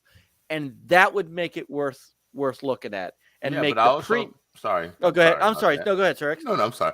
But I also heard that the ones you talked about that don't have it in the region, they have the ability to download it. Why can't you have everyone have the ability to download it? I actually heard that when they were talking about the higher tier. You do in the premium tier. Yeah, you do on premium. Except for PlayStation 3. Yeah, PS3 games. Well, yeah, the cell processor wasn't nothing you can do about that. We were talking about that. No way to do about that. Yeah, that was Sony trying to be different. Name that the prison cell processor. Like, which is $600. What did they say? Yeah. Get 2 jobs. Get a second job. Yeah. So what I would expect would have made more sense if this is all they're willing to offer into the services, right? Get rid of the third tier, right? That $17.99 a month is ridiculous. The first tier, you're combining PS Plus and PS Now. Go ahead and make that the bottom tier at your $9.99 and $60. Give gamers more value, right? So that way you have the PS Plus and PS Now at the bottom, and then add what they're calling extra. Put the back compat stuff in there, right? So that third tier is like the thing that's just really crazy, and the fact that they didn't add anything to the existing PS Plus subscription as well, because it just looks like they're just looking for more ways to add ways to make people pay for more things, as opposed to adding value back to the game. Mm-hmm. Because go ahead. In all honesty, this is a $5 a month fucking subscription service at the max tier. But what Mav is I pay actually $10. saying, he's kind of saying that they're making more people go to the PS Now with that upgrade. Yeah. Instead of, people just want regular PlayStation. But now with this tier, they're kind of saying, okay, you want this, we'll give you PS Now, but it's the same thing. It's the exact same thing. I've been told that the servers in low-lying areas that suffer with bad internet are going to be powered by wind, and that is they're going to have a couple hundred people plugging into the PlayStation Plus controller. Hey, Luke, one of your farts will actually give them all the internet they need. Well, at least it'll still be shitty. Oh my god! Oh my god! And somebody's going to listen to this podcast and strategically move to near a wind farm just so they can have better.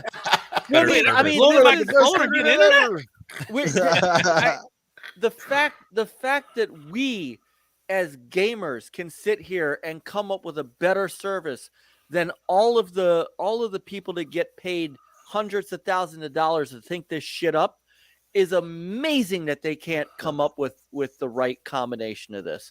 But that's because there's too many people running the boardrooms who are the guys who go, yeah, it's okay to charge an extra $10 for the game to go on, this other version instead of just giving the upgrades for free as the competitors are doing with most of their games. So like that, those are the people that are running the shows, They want to keep those stockholders happy, and they know that there's a lot of suckers out there that are just going to pay it and not even think twice about it. Like, what's $10 nowadays, right? Have we seen any excitement about this announcement today? I mean, has anybody been excited about it? I mean, legitimately. No, that's the other thing. No, and we're the only ones critiquing this shit. We're all primarily Xbox fans. Like, we're doing more justice for the PlayStation brand than the PlayStation fans themselves are doing, because they're straight just taking it in the ass. Well, they're having. Well, the thing is, for them, it doesn't really change anything. It's like, right. They don't. They're right. Nothing changes for them. So you mean everything's a status quo? Okay. That's all they care about. I mean, this was an opportunity that was as I said earlier tonight before the show started. I was reading a tweet today by David Scott Jeff. You guys might know him. He's the original. Oh, I saw that tweet. And he says, "Please, baby Jesus, grant me the patience to not slap some fans from reading all these obsessive fans bending over backwards to make the new PlayStation Plus pen sound like they're interesting and exciting. Timeline, DR, the first stage of grief is denial."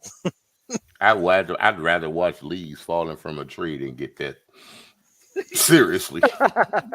Love David Jaffe or not, he speaks his mind, and sometimes he's right on the button. Sir X-Men is about to subscribe to one of those fucking pictures on the wall that just changes digital. I am not an OnlyFans person, okay? I mean, at this point, I'm gonna go find myself a Series S and just emulate this shit. It ain't hard. Microsoft gives you the tools to do it. I do it on my OG. The only problem the OG is just not powerful enough to do PlayStation 1 and beyond. But all of my Sega CDs, my 32X games, my Genesis games. I love my 32X. My man, I have all those systems. I thought Bunty was talking shit about us. But he's talking shit on PlayStation. I got a lot of consoles, dude. Now the chat's been awesome. You and I got to talk. I got my Atari 2600 too, with like over 100 and something cartridges. Wow, damn! I got my Intellivision too over there. There you go. Oh, look at you! I used to love Intellivision in baseball. That was my jam. What if I told you could play your Intellivision 2 for $17.99 a month, Mike? I'm telling you to go F yourself. Let's get the round table. Let's go start with Mav. Is it a hit? Is it a miss? Or it is a complete diss? Which one is it for the PlayStation tiered system? Hit, miss, or diss? It's a diss. It's a complete heaping horseshit pile of piss. I don't know. It's fucking so bad. However, I'll probably end up still paying for some aspect of it at some point in my life. I'm sure. Just to try it out, right? I don't know.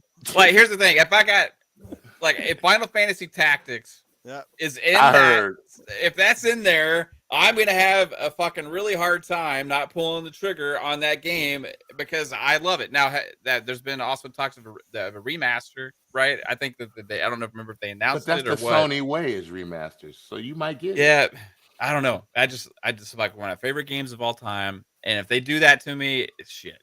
You know what I mean? But I don't know. It's a diss, dude. It's a completely wasted opportunity. Right. That's what it is. Yeah, they should have just did it right if they're going to come out and do it instead of just kind of causing a confusion and just being lackluster. You know what I mean? Yep. So, Titan Drago. What do you think, man? Hit, miss, or diss? New. While I talk about this, can you bring up that Mr. Knock Knock tweet that I sent you a picture of? Mr. Knock Knock. Okay, while he does that, like. I tried to remain calm. I really did, but it really, you did. I did. I went into this calm. Thinking, I'm going to remain calm. I'm going to try and remain calm. Narrator says he didn't remain calm, but it just pisses me off when corporations and fanboys and people just lie straight to their face. This fucking tweet that Noof is bringing up now. This is straight from Twitter. And these are the type of people we're dealing with. Ugh, it's better than Game Pass. What the motherfuck am I reading? 750 games. Really? How many of those are PS1, 2, 3 games right there? Like I don't even care about the PS4 games because there's a lot of good games on PS4, right? But still, a lot of those are PS1, 2, and 3 games that are just. It's ridiculous. I could go to eBay and buy them cheaper than that service they got going and put them on the original game. You ain't lying. You ain't lying. Hey, I got an idea. Can I buy a bunch of those games on eBay and start selling them to all these guys for $17.99 a month? No, but but what they don't put it on, they can't put it on the PS4 or 5, so it's useless to them. But Sir X-Man, the next line he states says PS1 games are literally hundreds for some of them. Where the fuck is he buying these games at? Well, guess what? If they're available in the service, they're going to be devalued in a heartbeat. He just overpaid his ass off. So PS4, some PS5 games like Returnal are $70. Yeah, all right, good. So you're getting something out of it. Well, let's celebrate the fact that they're 70. Yes. Not damaging their first-party games, unlike Game Pass. So I need a lot.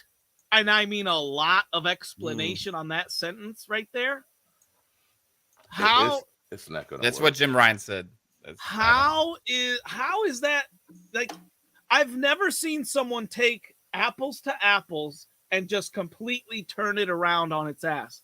Not damaging first party. Like, all right, so since Game Pass throws its games into Game Pass day and date, it's damaging their games?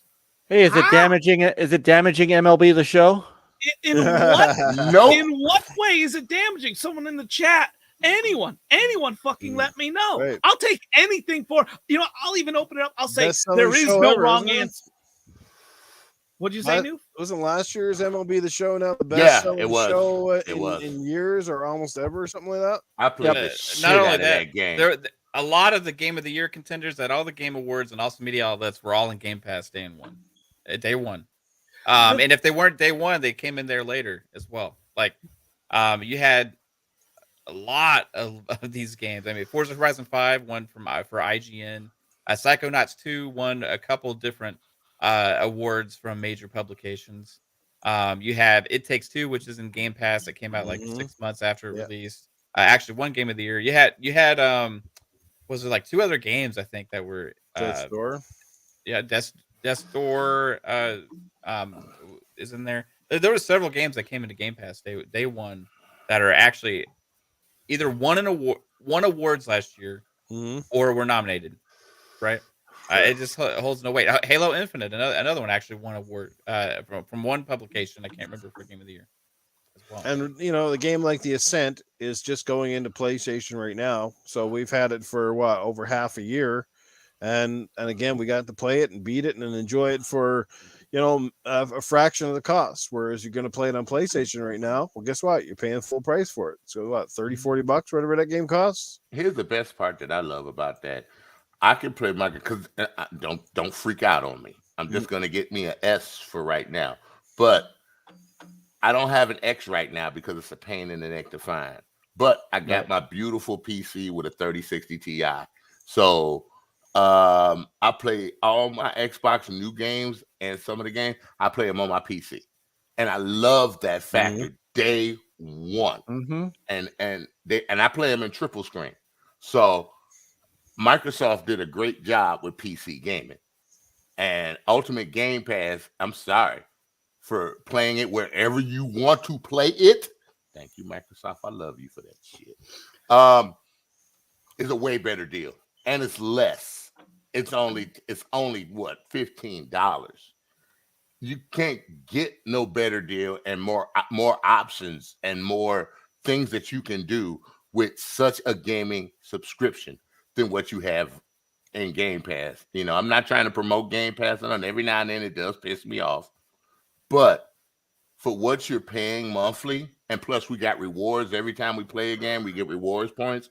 So you get enough, you can get your subscription. And if you really like a game, you can pay for it, like you guys said, and get 20% off. EA games, you still get a discount. And most of them you can play on PC. With the Origin app that they have, the EA Play connected to it, so go ahead and preach. It's a way better deal, way better. And a lot of people forget about the EA part. I'm sorry, we got John Madden 22 day one, and it'll run on the PC and it'll run on the Xbox S and X. But the only bad part is if you have a regular S, you can't play that.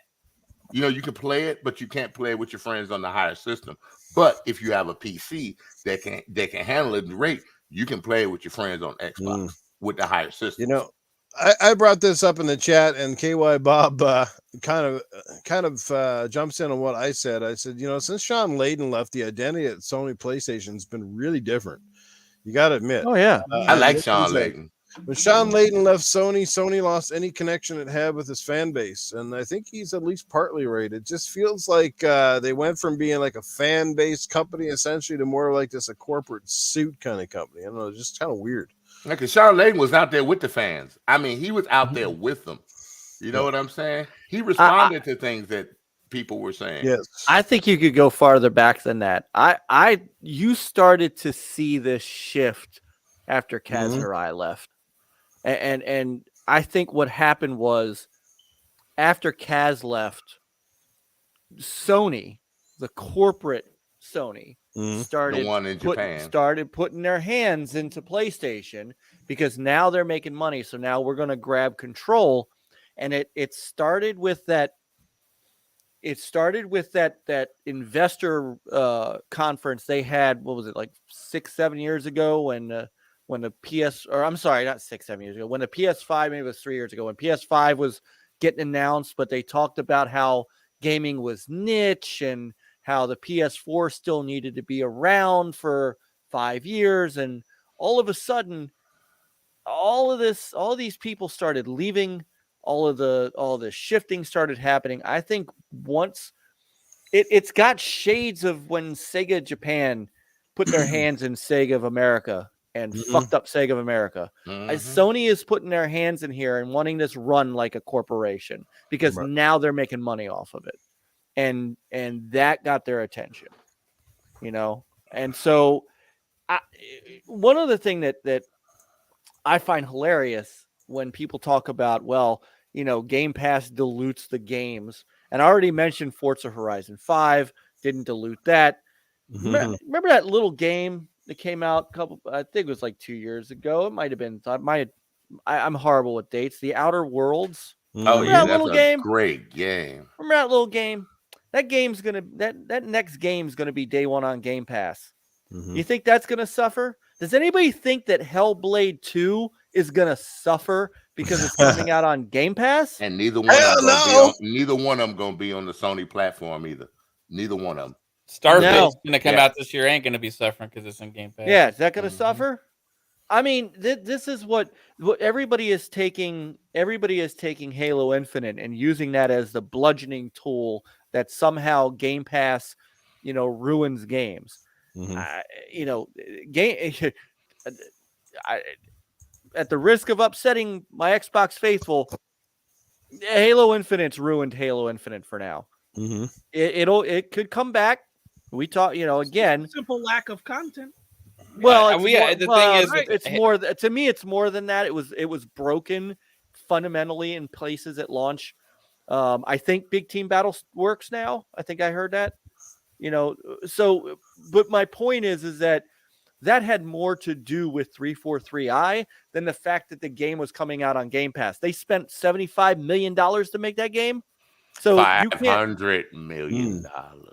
$500 million to make that game. So you can't tell me that Game Pass had anything to do with diluting that game. It's a free-to-play game also for multiplayer. Which there's that on it's top not even of that. necessarily. But it's not even a Game Pass. Right. Right. So, but ahead, I want to say one thing real quick, Mike, just before we move on. Yeah. No. The Go other ahead. thing, as far as Halo Infinite goes, not to make this a huge Halo Infinite thing, I saw this all coming when the second that they said that season 2 was happening in May.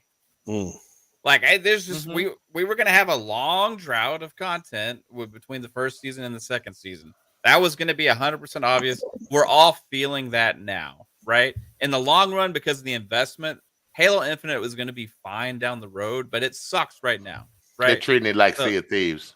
Yeah, it's just, and this happens with a lot of free-to-play games where they try and get the game out and like, oh shit, we need to get content for it, and but oh no, this needs work. So instead of putting the content out, they start taking all their teams away and fixing shit that they need to fix. Some priorities, right? So that as for when they said May for season 2, I'm like, oh shit, okay, we're gonna go through that. The player is gonna drop to nothing. If Xbox were to come out with some more positive news right now, then and some more announcements, nobody be talking about this, right? Too much because we have other distractions. But it's just part of the narrative, I think they had problems. I think that ball started rolling downhill when Staten said that they weren't even sure when they could get the roadmap out. Well, don't worry, guys. We're going to talk about some Xbox shit in just a couple of minutes. Don't worry. We just did. Mav and I covered the Xbox part. Yeah. Got it. Yeah, that's a bit stinky too. That game would have been the way it is with or without Game Pass. So that's right. Problem. That's with or my without point. Game Pass. Yeah, it would have been that way. It was in trouble for a while. The time certainly helped, but I don't think anybody is as good as the game is. Any legitimate. I shouldn't say legitimate, but any fan, honestly, really there got to be a little part of you inside that goes, man, I was a little bit disappointed with certain things in that game. Like I said, the whole co-op thing should have been there from day one, but it wasn't. We're gonna, we look past and forgive them for it, but anyway, I don't want to get it. That's a topic for another day. But that game, it is the way it was with or without Game Pass. Right. That's the point I was trying to make. Yeah. Yeah, absolutely. I gotta mention something Jasper Gaming said in the chat. He said Jim Ryan taking notes from Don Matrick. And personally, I think he's even worse. Don Matrick had a lot of he had a lot of bad ideas, and he took the heat for the Xbox One generation miscues. But Jim Ryan knows what he's doing, and this is why he's worse. He knows what his fan base wants, and he knows what they don't. Yeah, he knows what they don't want as well. And like you said, he doesn't care. He's putting the games on PC. He's making them unexclusive.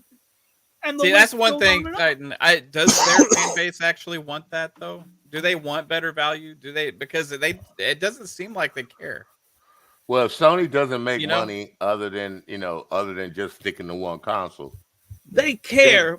But then they're going to have a problem down the line. They need to put their stuff other places. Like Forte, do you see PlayStation fans coming into GameStop talking shit about like or complaining about anything? Or I mean, is it always just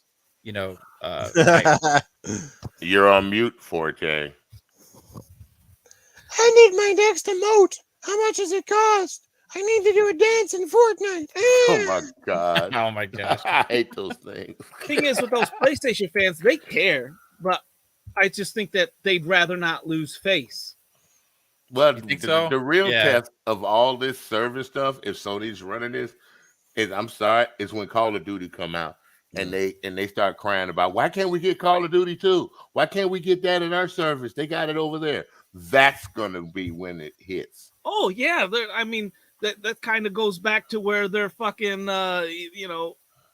tweeting Biden to stop the merger because they didn't think they were going to get COD on their platform. I mean, that's how bad it is. Hey, and I know why they couldn't do the EA access in their thing because their problem is, remember, they can't download back compat games.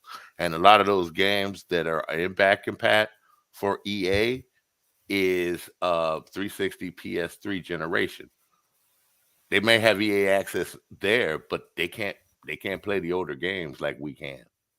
That's another benefit to having it in Game Pass. You can play their older games from Crisis to everything else. Yeah. You can't do that over there. Not even with their service. And you can't stream it because EA won't allow streaming. Mm-hmm. Yep. Okay, I'm done. Go for it, Noof. Yeah. Well, you asked Forte, but I don't know if Forte might have stepped out of the room. He's still on mute. You there, Forte?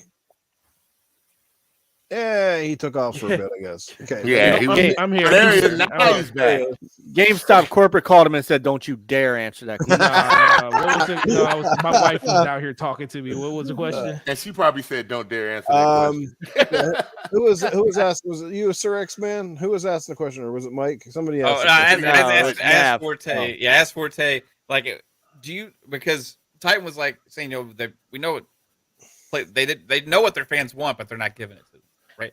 But I was like, I don't know. Maybe do their fans just not care? So my question was to you is like, do you, when you're in your stores and stuff, I mean, is there any like negative talk from like people like that are primarily focused on PlayStation, like about things going on with PlayStation, or is everything just like hype and all they care about is buying the new game? Dude, I mean, first of all, you talking about the majority of the people that play games, which is not us. Exactly. Right. Those people don't even know what the heck's going on. Those people don't care. They come in and buy their games. They ask what's the next game coming out. They'll ask for opinions on games that we think that that will be good for them to play and stuff. For the most part, people just come to the store and they just want to play games, and that's what I heard about that new blah blah blah. They knew about the new thing. Like whenever we're not going to be naive and think that some PlayStation gamers don't know about things that's happening. They knew about the VR when they started talking about it for PlayStation 5. They wanted to know if we were taking pre-orders on that. So you do have some people that are super plugged in, but for the most part, most of these people just come in and buy games. They're just like everybody else. I'm looking like, they're like, what's a new game to play? I was like, dude, you were here 2 days ago, and the games ain't changed. It's literally the same games. So what do you think it'll take for Xbox to get to that audience enough? Because I think of people that are really tuned in have started like moving over quite a bit, right? And I feel like the people that aren't really tuned in and they're just kind of like catch whatever the hype is of whatever the big new game is, play on PlayStation a lot without really looking into things. You know what I mean? Like, what does Xbox got to do to flip that script? No, I have Go ahead, sir. PlayStation friend. She's in the podcast with us on GRG on Fridays, and she was strictly PlayStation and Nintendo. So I got her into playing some games on her Xbox that she picked up an S, and I got her into playing Gears. Mm-hmm. And she's like, I didn't know Gears of War was that good. We were playing the anniversary edition. Right. And she was just, man, I missed a lot of great games. Well, guess what? I told her, she got mad at me. Well, with Xbox, you can still play a lot of the previous good games that you missed out from the 360. And she's like, I got to do this. Every time an achievement pops, she was getting pumped up, dude. Pumped up. Nice. So it's like slowly people are starting to change over, man. They Yeah. really are. It's going to take time because that stigma from 2013, that mess is way over now. Yeah. It's a new world. It's a new breed. Well, it's a new time. I'm done with that. You know, all we can say, consider and knock on Sony all you want, but honestly, the worst defender in the industry right now is still Nintendo. They do everything completely backwards, and they get away with it, and they sell like gangbusters, and they continue to dominate the industry with a console that is not even a fraction of what the new ones are, with games that run like dog shit. Like Nintendo, they can do whatever they want. They are the only company that I know of that can sell you a piece of cardboard and a plastic ring, and you know why? Because Nintendo knows exactly what they're doing. They're all about games. They're not about any of the extra stuff like subscriptions. They have subscription services, but they don't talk about it like that. All they do is talk about what games you're going to play on your system. It's none of this back and forth about anything else. They bring out and they just happen to have some of the biggest IPs out there. Pokemon is probably the next biggest thing to Mario. Yeah. So they have the market corner in the IPs that they make, and they have the one thing that everybody else doesn't have. They have people that support them. Like literally, like we think PlayStation supported when it comes to their ecosystem.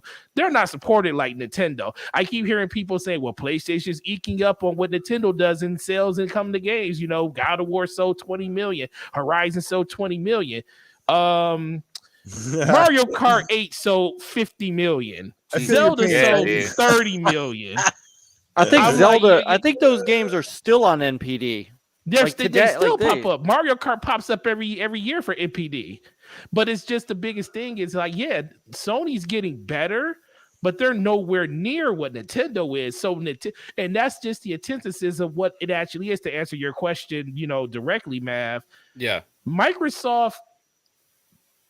can Microsoft make a change? Yes, but the problem is the change that they got to make is on a worldwide appeal.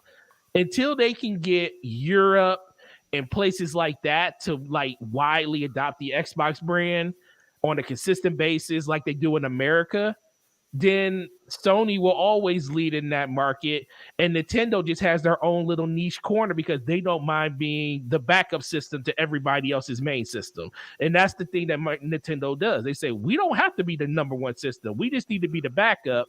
But guess what? If we're a backup to Nintendo and Microsoft, or Sony and Microsoft, what does that make us? The most sold system of all time, which the Switch will end up being before it's done selling. Yeah, it will be well over 160 million. It's already been announced yesterday that it was at 107 or 106 million. It will pass everything by the time it's all said and done. So leading from the back for Nintendo is actually working for them.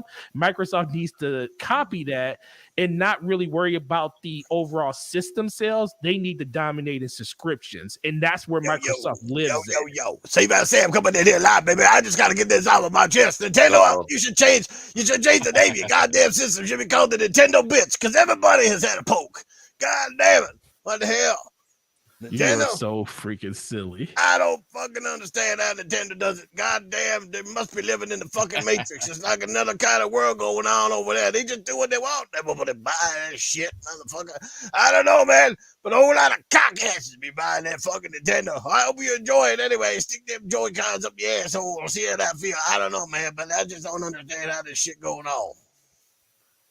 Safe House Sam needs to be the voice in Crazy Taxi 4. You okay, Titan? I'm gonna try my best to stay calm because I just fucking read what Albert G says, and he has a tendency to get on my dark side. Bring out that Darth Vader. Let's go. Some of his takes, but all right. So, in the most polite way possible, Albert G, I hope those 700. I hope you play a lot of those 740 games. I really do. I hope you get a lot of gameplay out of them. I hope you get a lot of game time out of them. But I gotta stop you where you say that. I gotta stop you for only $120 fucking a year. That's a good deal. I can't. That's where all right. I just gotta take a step back, Noof. Because breathe. The difference. Here's the difference between the PlayStation subscription plan and Xbox Game Pass. And the difference is the negative spin that PlayStation fans put on Game Pass. And the big negative spin that they put on it is the quote-unquote Game Pass fodder, right?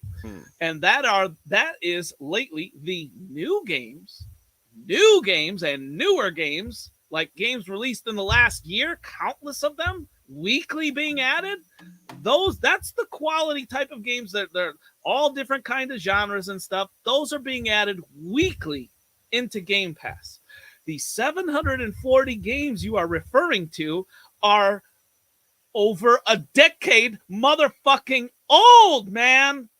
Okay, that's the main difference. With no trophies. And no trophies. And I hope to God, I really hope to God that PlayStation starts to add more third-party games to the service weekly or at least monthly, right? That's what, because like you guys call it Game Pass fodder, but if PlayStation did that to their service, if they started adding third-party games to their service, and they don't gotta be day and date like Xbox does often, as long as they're like, a few months old, 6 months old, something like that, because a 6-month game is not old. A fucking decade-old game, that's fucking old, man. Fucking 3 generations ago, that's fucking old as fuck. Okay? There's a reason why they gotta fucking stream the shit, because it's so fucking old on archaic hardware, cell processing, and dog shit. See, someone else take over. I don't know how. All right, I got you, Titan. Hold on. So right? All right, I got you. Let's look at the numbers real quick. So of those 700 games, 340 of them are PS3 and below. All right, so let me pull out the old Windows calculator here. All right. So 700 minus 340. That leaves you with 360 games. Now, the PlayStation Plus Extra says adds a catalog of up to 400 of the most enjoyable PS4 and PS5 games. So somewhere the math is not there. So you're not getting. You look at that versus you look at Game Pass. What's the percentage of Game Pass games that are the back compat titles versus indie games? A lot. Versus well, no, what I'm saying is it's not as much as what you're getting. Yeah, you're talking about it's the opposite. Yeah, it's the opposite of what it used to be. The overwhelming bulk of Game Pass games, whether you like the games or not, are games that are from the Xbox One / that family, whether it's the Series X, or the OG. So but I'm counting the 360 as back compat because technically that is. But the bulk of the games in Game Pass are games from this generation. Right there. It doesn't look like it'll tell you every damn thing you want to know about Game Pass and what's on there right now. There you go. Noof. GamePassCounter.com. Over 1,200 games.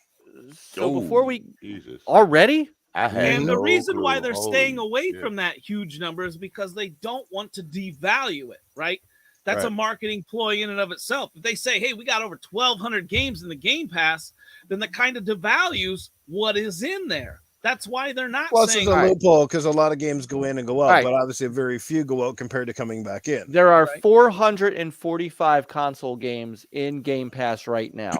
Jesus so Christ. You're not that far off from 700 total games. And again, the overwhelming bulk of those games are this generation games. That's including EA, right? Yeah, I see it scrolling now.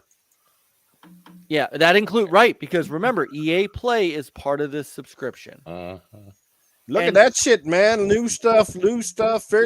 Wow. Good That'll be the stuff. show. A lot of those are really good games in Dude, there. I don't care Don't what people say. I keep saying to people, and I've got to stream it.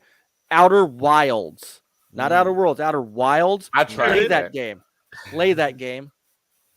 Look at and Oh, just look, keep going. Sunset Overdrive is still in there. And That's an keep Insomniac going. game. Who owns Insomniac now? Look at I'm all those sorry, I don't Yakuza mean to- games. Hot damn. Yeah. I like Zuma.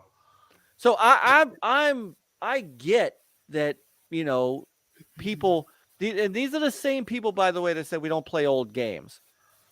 So if the overwhelming bulk of your 700 games, if the majority of your 700 games are nearly games from the last, PS3 down,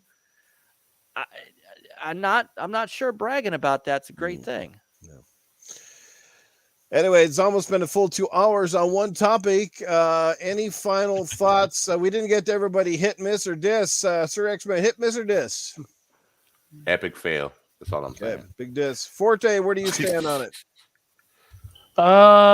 It's a miss. Miss? Okay. So miss, but not diss. There's a big difference. Diss means Oh, okay. like- Well, no diss, because if I have put it this way, if I didn't already have it for free, I would definitely kick it down the street with a can. And Mr. Mullis, where do you hit, miss, or diss?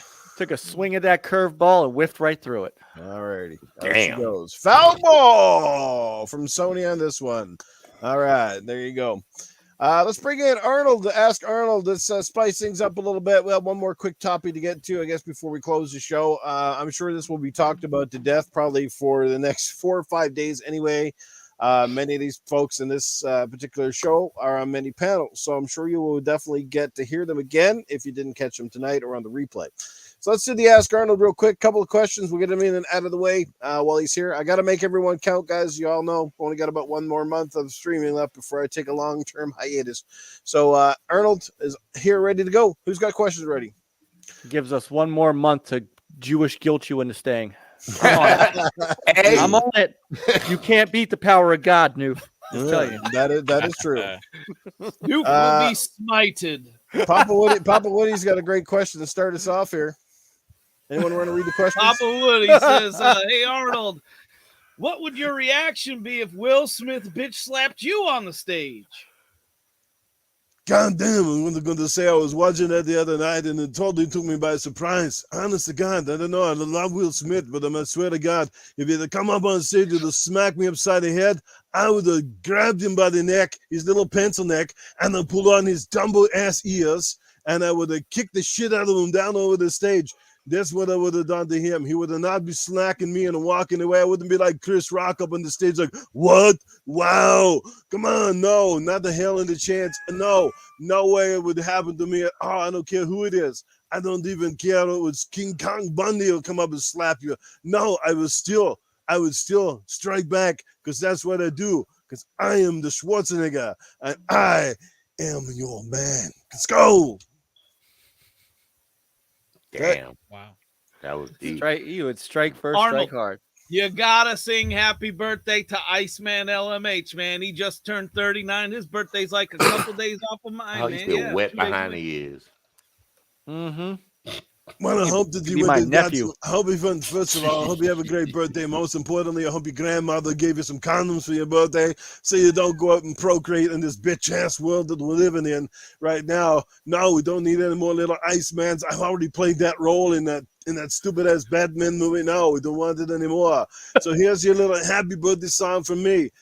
Happy birthday to you. Happy birthday to you. Happy birthday, Mr. Iceman. Happy birthday to you.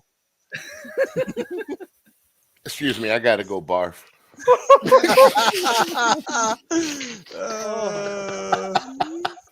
I love the pitch. Iceman, my boy. He always. Noof Nukem can be for $50. You could get a cameo. Noof Nukem can send you your messages. Arnold Schwarzenegger. Hey, Singing as Arnold is much different than talking as him. Okay, cut me some slack. Not to mention my voice is still fucked up from this COVID-19 and the Safe House Sam shit that I've been doing. So yeah. Oh man, I hope you get well, bro. On the reels. Yeah, I've already had 3 vaccines, so I don't think it'll be too serious. It feels like a minor cold, but still, you know, it's still what it is. Yeah, it is what it is. Yes. Do we have any other questions in the chat? Anyway, Bob's got one really close to it. What would your reaction if Will Smith had smacked you off the sorry showing of the Sony Game Pass non-competitor? I understood what he meant. Do I need like a degree in order to understand the question? Is what they want to know. I do not understand exactly what the hell he's asking me, but I do know this. Yeah, honestly, every time Sony does an announcement lately, I feel like I'm getting slapped upside the head. It's like, you're going to sit there and take it. That's what you're going to do because there's nothing you're going to do about it. With Sony, we got Horizon. We got the Insomniac, we got Spider-Man, we got God of War, and all you other pussy little companies. What you got? Come on, you can't compete. We're here with the big games, with the big boys. Yes, we wear our pantyhose in the boardroom. That's how we do it here. No one cares. I'm going to take Jesse Darby's and kind of edit it a little bit, okay? Because, Arnold, you've come as a governor. You've come out and said, you know, different you've had a lot of inspirational speeches on Twitter and things like that, right? So kind of just knowing that in the background, Jesse Darby says, would you rip off Jim Ryan's head and shove it down his throat and tell him this ain't a subscription model? So I want you to kind of take that and be more publicly, how do you say it? No, what I would rather do, I'm going to stick my hand up Jim Ryan's ass. I'm going to pull out his shit. I'm going to pick the peanuts out of it. I'm going to roll it back up into a chocolate bar. And I'm going to stick it down his throat. No, that's not what I meant, Arnold. Turn that into an inspirational speech for the PlayStation fans. That's what I want you to do. He just did. May it be impossible. Oh, my inspiration is like this. You PlayStation fans, you're not in the whores, and I'm going to give you a subscription where you're going to pay more. You're going to get the same old shit that you had yesterday, and then you're going to come back to me, and you're going to pay. Wow. May I ask Arnold a question real quick? Go ahead. Hey, Arnold, why don't you tell Chris Rock how to man up and not take a bitch slap? Hey, he didn't react too much after. He's like, had a smile. I know he's like laughing like a little girl. I know. I'm going to guarantee you this much. If that had to been Dwayne The Rock Johnson up on the stage, we all said that. Yeah, that slapping not happening. That's not happening because there's a little pipsqueak by the name of Chris Rock. The only guy that's probably smarter than him is what's his name, Kevin Hart. So I don't know. Kevin Hart wouldn't have took that. Oh no, Kevin Hart would have manned up and would have kicked him in the balls. But yeah, Kevin might have body slammed him. Kevin built, dude. Kevin is not he's short, but that dude is built. Yeah, man. What's going to happen now is Chris Rock. He's going to call up his best buddy and Adam Sandler, and they're going to go over to Will Smith's house, and Adam Sandler's going to be outside the door. Hey, Mister, come on out now. Angel Flores says, imagine if he goes through the McDonald's drive-thru and uses that same Arnold voice. So Arnold, tell us what you would order from McDonald's. I would come up there to the McDonald's and say, hello there. And she's going to ask me an order. And I said, want the Big Mac with the extra beef and the extra sauce. And then what isn't the special sauce anyway? I hope it's really good. I wanted running off my burger. That's what I wanted. I'm going to do it here. Let's go on to the drive-thru. I want to make sure that the Coke is really big and it's got to be nice and cold. It's got to have lots of ice in it. Of course. That's what they're going to do there. So make sure you get my order ready. It's always got to be the Big Mac because I am the big kahuna and I want it done right. So get your shit together at McDonald's and make sure everything is in the bag. What do you need? What do you need in that drink? What do you need in that drink, Arnold? I want eyes. More eyes. Lots of ice in the drink. I do have one last one for Arnold. Arnold, who you think should host the Oscars next year?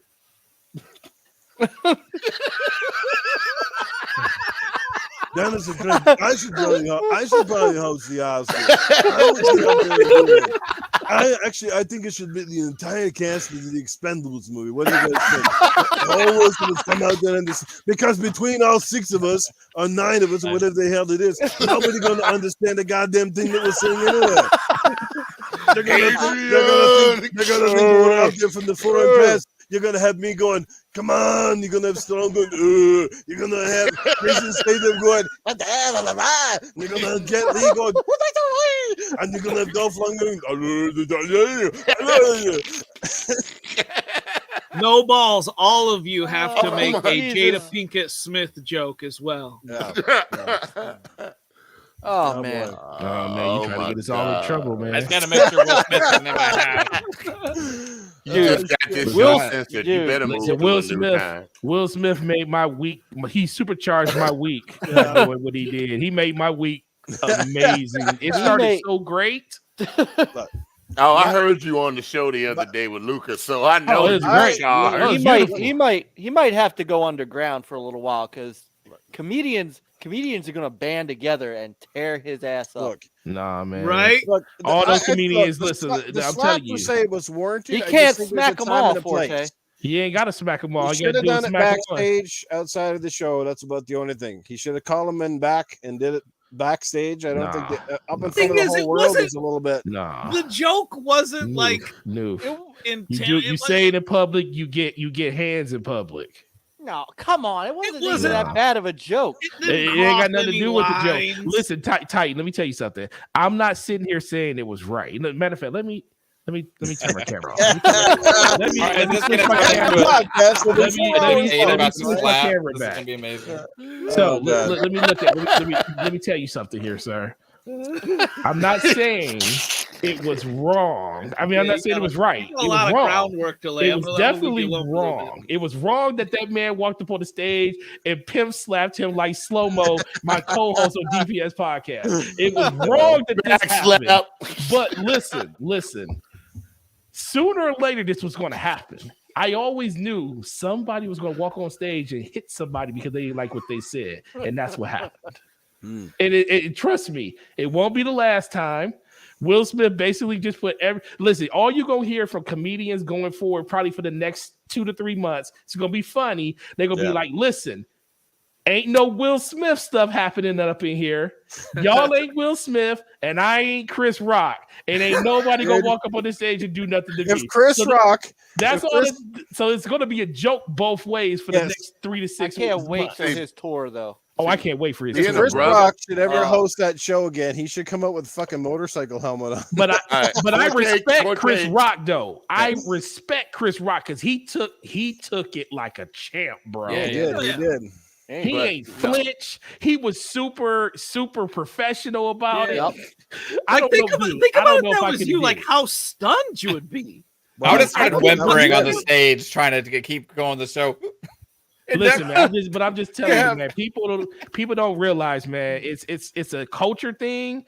It's like, thank you. When you walked up to somebody, you don't say, "I'm gonna punch you in the face." It's like that. Like when you just do it.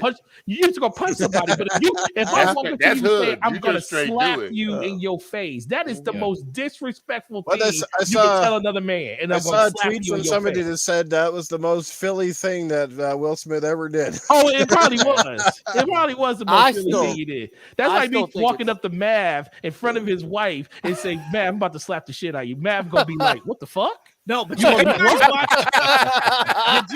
watch that fucking? Did you guys watch the replay of that? Because after he told the joke, immediately after Chris Rock told the joke, the camera went to Will Smith, and he was he's laughing. He was laughing. He's laughing, and Jada said, his wife Jada looked at him like, what? And then he turned it on, man. All of a sudden, that changed. She owns him. Let's just be honest. Yeah. He had to make sure he came home okay. That's like he wasn't care about what happened there, but he wanted to be okay when he got home. The funniest thing about all this, though, is that for a man that bulked up to play Muhammad Ali, That's a pretty wimp ass slap. That was I mean, Chris Rock took that shot and just kept going like with a smile on his face. He smiled after immediately after. And the thing is, Will Smith didn't even get him with his palm. If you watch it in slow mo, he just like. I don't think he tried to kill. He wasn't trying to kill him. Chris Rock or anything. Now, I think it's trying to make a point. Yeah, I get that, but I mean, he swung through that. Listen, that wasn't just going up and pushing him. Let me tell you the more gangster thing that happened, because this whole thing was gangster. The whole gangster thing that was cool was he walked up on stage, slapped them, and when you usually slap somebody or hit somebody, you don't you back up, say, yo, what you gonna do about it? You're looking at them eye to eye. He slapped him and instantly turned his back to him and walked down the aisle with his back turned to Chris Rock with his Wild Wild West stance as he was walking back to his chair. And when a brother takes a punch and just walks away and you still standing there, that brother telling you, you ain't shit. You ain't shit. Yeah, you ain't shit. That's exactly that was the thing that impressed me the most. I was like, first of all, I couldn't believe it. Like I said, it was Will Smith that did it. That was the weirdest thing. Hey, everybody got something that gets their nerve, man. No, well, Will Smith, I think, just snapped at that point. He snapped because of all the pressure he's been under. Can you imagine if he would have just let that slide, especially with all the stuff that's been talked about with him and Jada? If he would have let that slide, people would have been like, oh man, I guess Will Smith has, he is soft now and all this other stuff. But he could have, but afterwards, I mean, you guys saw the uncensored version, right? Where he was yelling, get my wife's name out of your fucking mouth. So he could have done that because if you look at the look on his face, you look at the look on his face, by the time he got to that point, he was pissed. Or at least he looked pissed. Yeah, but he could have done that and it would have made the point, but going up and slapping him, that's where he ran into problems. And he probably had a mixed range of emotions running through him too, right? And for Chris Rock to just stand there and take it and be like, "Damn, man, all I did was tell you a joke." I mean, he's like, I don't know how I don't know how Will Smith looks good on any of that. Hey, but Mike, it made Chris look worse, because I'm gonna tell you something. This is a hood thing. Every brother that saw that, like me and Forte talked about, everybody saying Chris Rock ain't nothing but a little bitch for taking that shit. I'm serious. Well, I guess you got to look at it from you could look at it that as two different ways. You could say, oh, he's a bitch for not doing something back at him, or you could say he's a fucking man for taking it. No, I'm talking about hood wise from our community. Yeah, but he's also he did the right thing by not fighting back. He did the right thing by not fighting back. But as far as your rep goes, your rep just got tarnished by taking that. Oh yeah, easily. That's the biggest thing. Like I said, it was shocking that, like I said, not saying that it was the right thing to do, because he was definitely drawn for doing it. He was drawn for doing that. But the fact that man walked up on that stage and decided to do that on national TV is some of the most genius thing I've ever seen in my life. I never thought that would ever happen live on air. That was true gangster for real right there, what he did. That was gangster for real. Because everybody was shocked that it happened. We wasn't. No, me and Forte, we seen that shit before. As soon as I saw him walking up on the stage, I was like, "Oh Lord, what he about to do?" Do you see him walking back though with a smile on his face? Walking up on the stage to shake his hand. Yeah, it's like if somebody mess with your wife, and you having a bad situation and stuff like that. I ain't say if it's that, but your wife got issues and stuff, and Chris Rock probably knew that they had that she had issues and stuff like that. Somebody gonna insult your wife, the person that you love and sleep with, and the mother of your children. You gonna defend that shit, and he did it wrong because because his level was probably so pumped up, like you said, because he was worried about so many things. And sometimes you hit that nerve, and you just say, "I got to go do something about it. I don't care where I'm at. I don't even care if there's like 5 policemen right in front of his ass. I'm gonna go and do something about it." thing is, Chris Rock's a little dude, you know. I almost feel like that was bullying in and of itself because Chris Rock is so you don't so think fucking, about that when somebody's talking shit about someone you care about or talking shit about a situation. Talking shit though, it was a joke. It wasn't. It was a joke, and Will Smith was laughing at it until Jada made him stop. I mean, Will Smith thought it was funny. Everybody else thought that. Everybody else thought it was funny too, including who was the because I don't know the whole family. Who was sitting behind Will Smith? Oh, you talking about Topeka? You talking about Papicha? Yeah. She thought it was funny too. Everybody thought it was funny. Will Smith wife didn't think it was funny. But see, then a lot of people stopped that. I saw him before he even slapped and stopped laughing. Because they realized what she was going through, and they were like, "Oh, we forgot about that." Yeah, that was true. Right before he slapped. No, he might not. I don't. So that's the thing. I'm wondering if Chris Rock even realized. He said he didn't. He said he didn't after the fact. He said he apologized. Yeah, because that's what I was thinking. Is he might have told that joke and not realized that Jada had an issue with her health. Because that's how because I think most comedians would steer clear of stuff like that. Most comedians. I've also heard that. Most comedians would do their research. They would do their research before they do something like that. If this came out, I mean, this has been shown all over Twitter today. Except for Will Smith himself, who did the exact same thing on Arsenio Hall to Arsenio's bass player, who had the same condition. That episode. And then he turned around to the audience and said, "Oh, come on, it's a joke." So I think it's more about. I guess the real question we got to ask here is: was the joke crossing a line or not? No, half and half. I've seen a lot worse. I think I've heard a lot worse. I heard a lot worse, and honestly, Chris Rock could have gone much lower than that. Yeah, he could have gone into their marriage. He could have gone into, I mean, but it wasn't a comedy retaliation. Show. He couldn't do that. His retaliation could have been worse, and that's what I was surprised he didn't do, because the fact that he didn't retaliate on stage and take whatever the Academy would do to him for taking that slap and moving on. I get it. I don't. If the joke was unprofessional, he was insanely professional after the fact, right? Yes. You know what I mean? Yeah. That's what he kept his cool. He did a good job with that. Yeah, he kept. And I'm not, and I don't know how to say this, because 2 years ago, Ricky Gervais hosted the Oscars, and the shit he said about half the people in that room would have gotten him mugged. Yeah. Do you think anybody would have walked up and could he have made that same joke? What what comes to mind to me is like all those like the roasts, when people roast somebody. I guess no one's gonna roast Will Smith anytime soon. Yeah. I will say that usually don't that was somebody my wife said in the chat too. Like usually, like if you go after appearance on somebody, you're not gonna go after like a woman. You know what I mean? Either, right? Like, yeah, I get the G.I. Jane thing too, but like commenting on a woman's appearance is kind of like usually a woman's appearance is their identity more so than men. Basically, men, we don't spend fucking half our day doing makeup and. I mean, I don't give a shit. Look at me right now. Yeah, he's got a pissy shirt. But anyway, we're definitely off topic, but it's a great debate. Obviously, one that the Ash and Luca had on her show. I didn't get to catch all of it, but yes, definitely, certainly a debate for another day or a different type of show. But let's move along.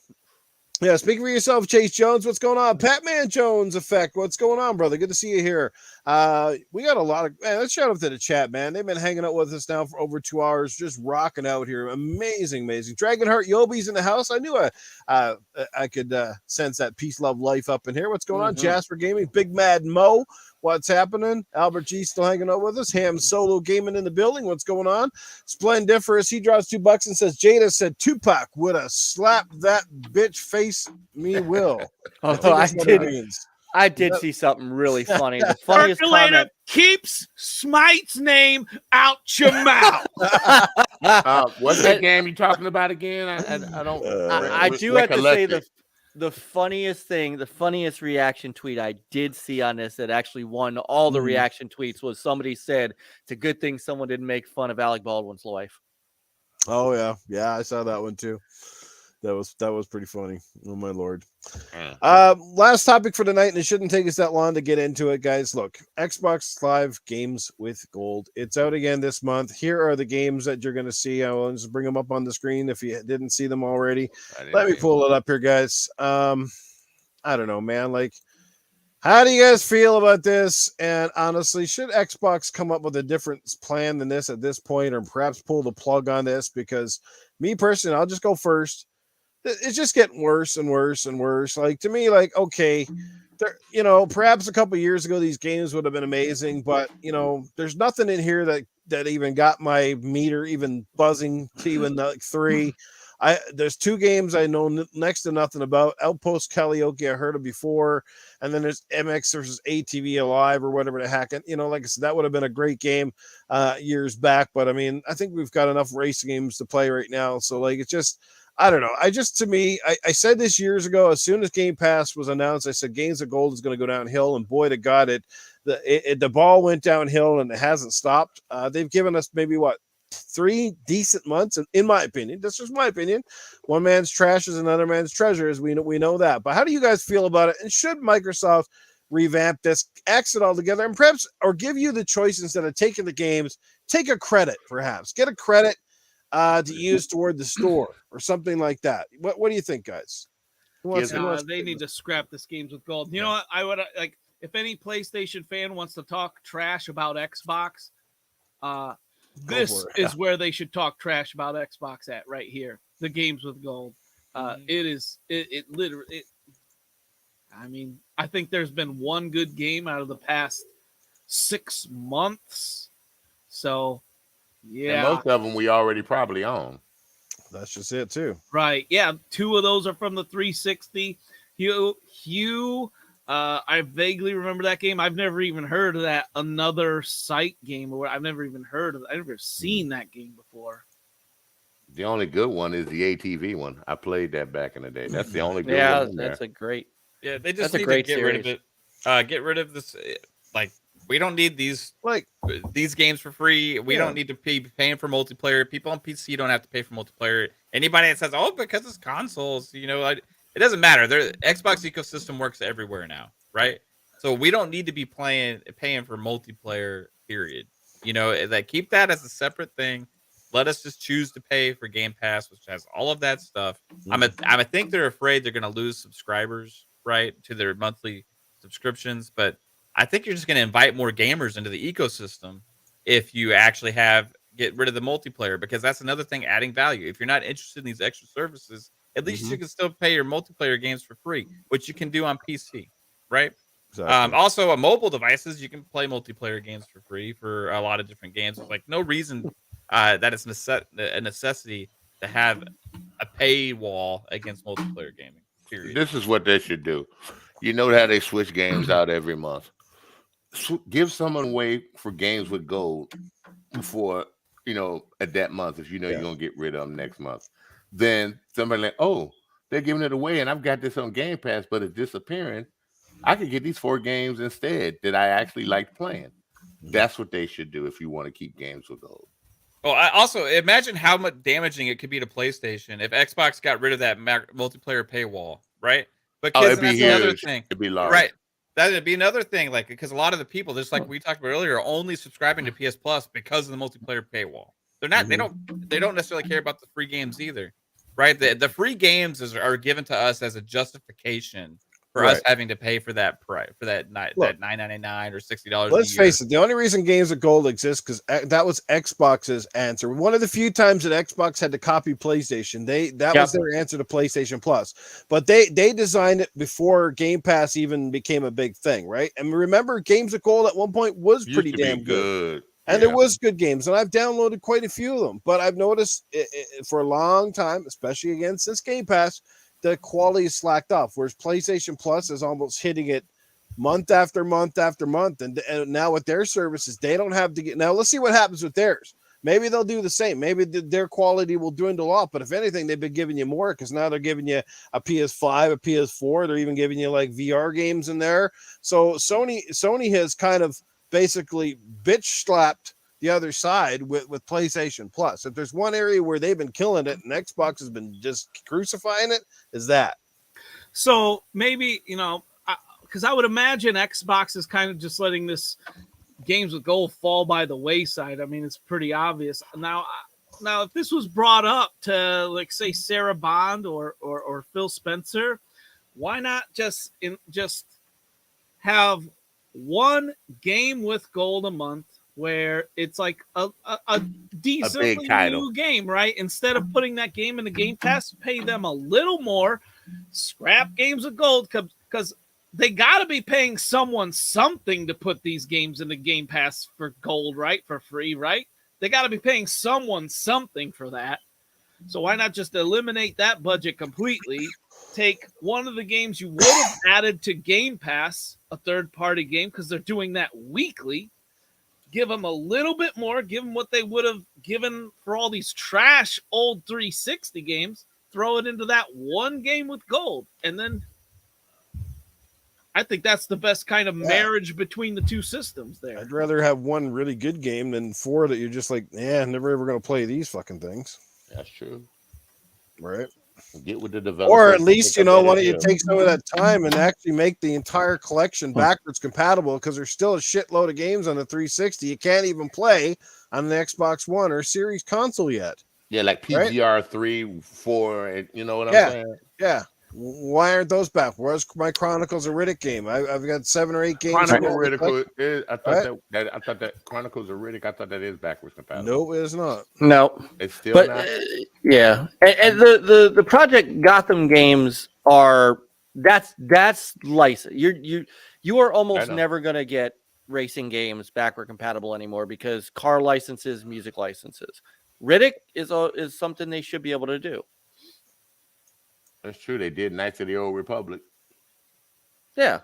I think that goes into the fact that we said earlier about the licensing.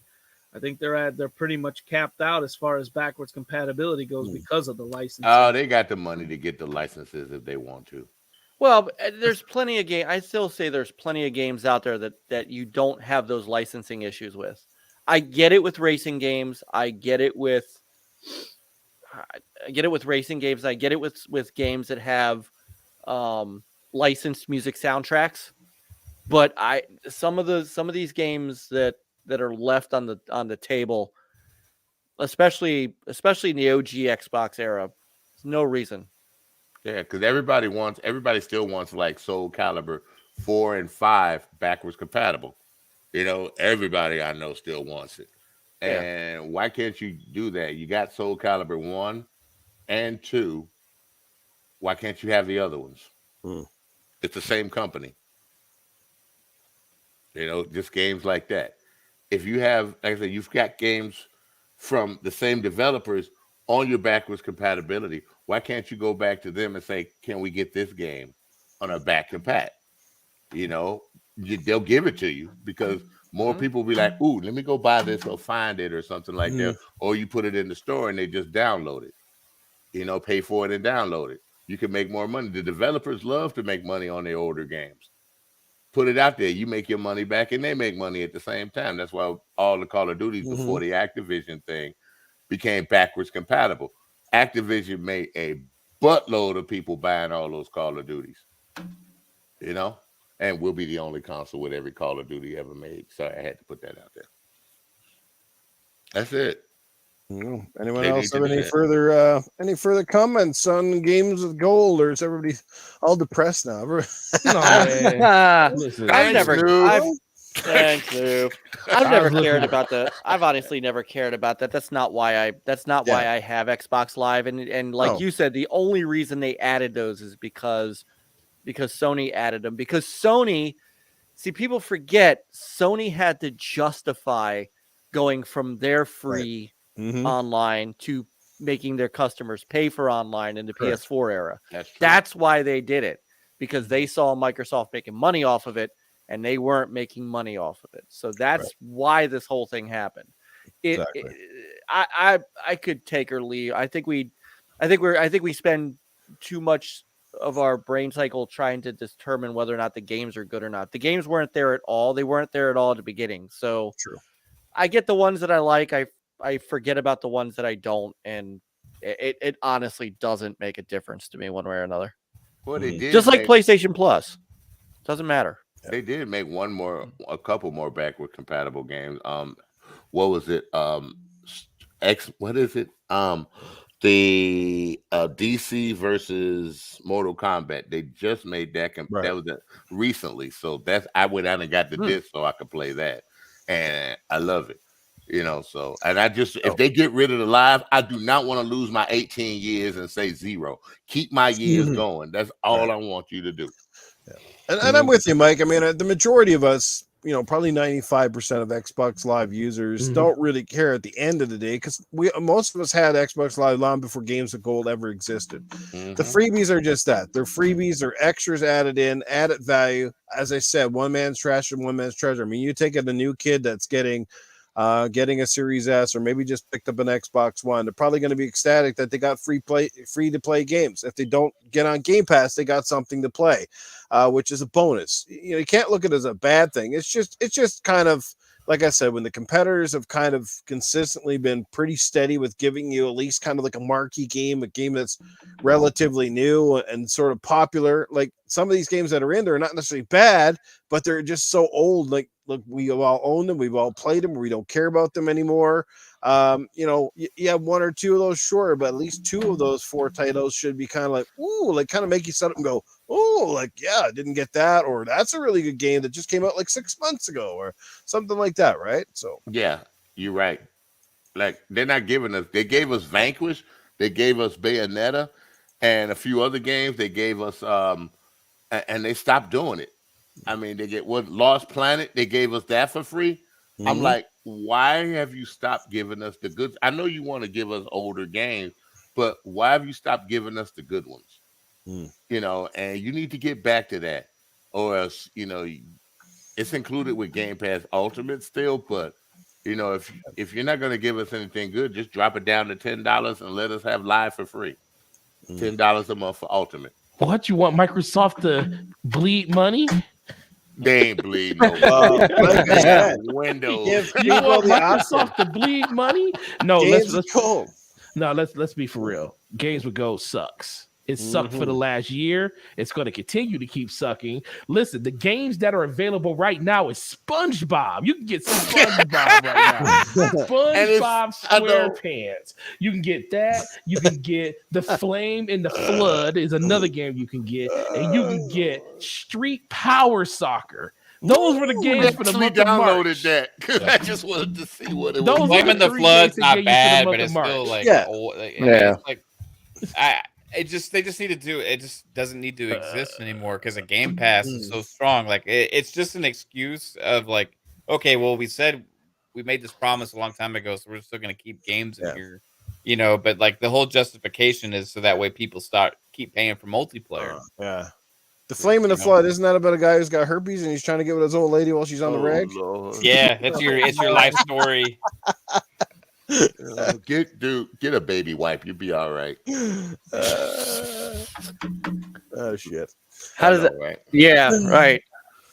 This is alrighty. Well, any further thoughts on this, or should we just we call a spade a spade? We know what it is. It definitely gets a big thumbs down, but it's here to stay, I guess. I like I said, I don't understand why they couldn't just at this point put games of gold, and then on another side you say select the games or select, say, a discount for the store or something like that, or even a game that maybe is leaving Game Pass. For right, like I said, get that game for like 20% or something, like like $5. You know what I mean? Well, maybe when they get rid of the gold requirement officially, maybe that's when they'll. They ain't going nowhere. I don't think that ain't going nowhere until Game Pass until Game Pass hits critical mass. You're gonna continue to pay for both. Yep, that's right. You got to see that at 60, 70,000. 60, 70 million people. But let's be for real here.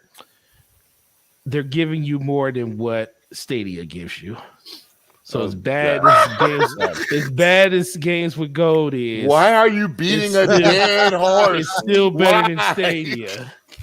Giving you All right, more which is worse in the it's chat? also- Final chat of the night: Stadia or games with gold? It's also better than Luna too. Yeah. Now it's not better than Epic when it comes to better the than Epic all Game those Store. free games. No, Nintendo gives you. Epic That's gives free you games. some That's the great. only- Epic Game Store gives you games. That's the only reason I have an Epic I see account. that Without every having to time pay I turn for on my anything. PC, Epic Store got some And deal Epic on gives it you every $10 time. randomly every month, every other month it seems, to take off your game. So shout out to Epic. Man, That Fortnite money. no, they give you more than Fortnite. Shout out They to gave me all Fortnite not three. having a build mode. Everybody Epic gonna be Store up in gave there me now. all three of the new Tomb Raiders for free. Epic put that, I think it was about a month ago or something like that. Yeah. Yeah, the and I Epic Store got has all to of them. Yeah, they had a they I always check that out every month. I'm like, what's my free game? Every They they sending me refresh it something like every week 2 weeks. Forte. Every Yeah, week, like I see every week something is a new. new Noob, game. I think someone wants you to strip down to no clothing. Can't even see him. What you want to I do? think- Take his icon off and strip it? I think that's what that was in the chat there, eh? Oh, yeah. Wow. Somebody wants you to do a Demi Moore. That's interesting. No, No, man, but this, That would be someone else, not anyone here. no, Yeah. but this conversation is dead. Games with gold is it's dead. Trust me, PlayStation Plus gonna be dead too as soon as the service comes out. And they ain't gonna be giving you free games on top of. They're gonna be like, wait a minute, subscribe to the higher tier, you get better games. Yeah, but you know what Sony will do? They'll be like, "Oh, you coming out of this? Well, you're gonna have to restart your game again and then restart your gamer tag. We're gonna have to, just stop you and harass you and all that." Yeah, we got to stop because I don't want to Mav look like he been up since like 2 a.m. yesterday. Falling, look at him. I'm looking at Mav. I'm looking at Mav like this, yo. Yeah, I'm going to try to let you guys get out of here. It's been over 2.5 hours. But before we go, I guess, as always, we end the show before we do the outros with a couple quick questions. Safe as Sam or Cletus on deck. Anybody questions for one or the other? Dear God, help us all.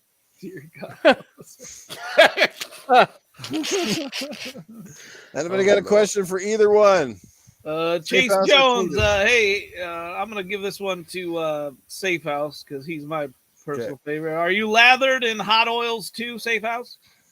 Man, I'm always lathered in some kind of oil, baby. That's how I roll. I am a slick. I gotta be slick in case I play with my dick. You know what I mean?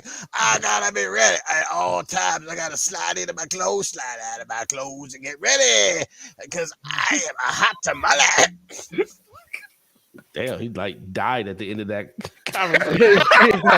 Yeah. Hey, go get some crazy taxi. You gotta say that. Safe House on COVID. Oh my God, it doesn't match. I love Crazy Taxi. Thank you, Dreamcast.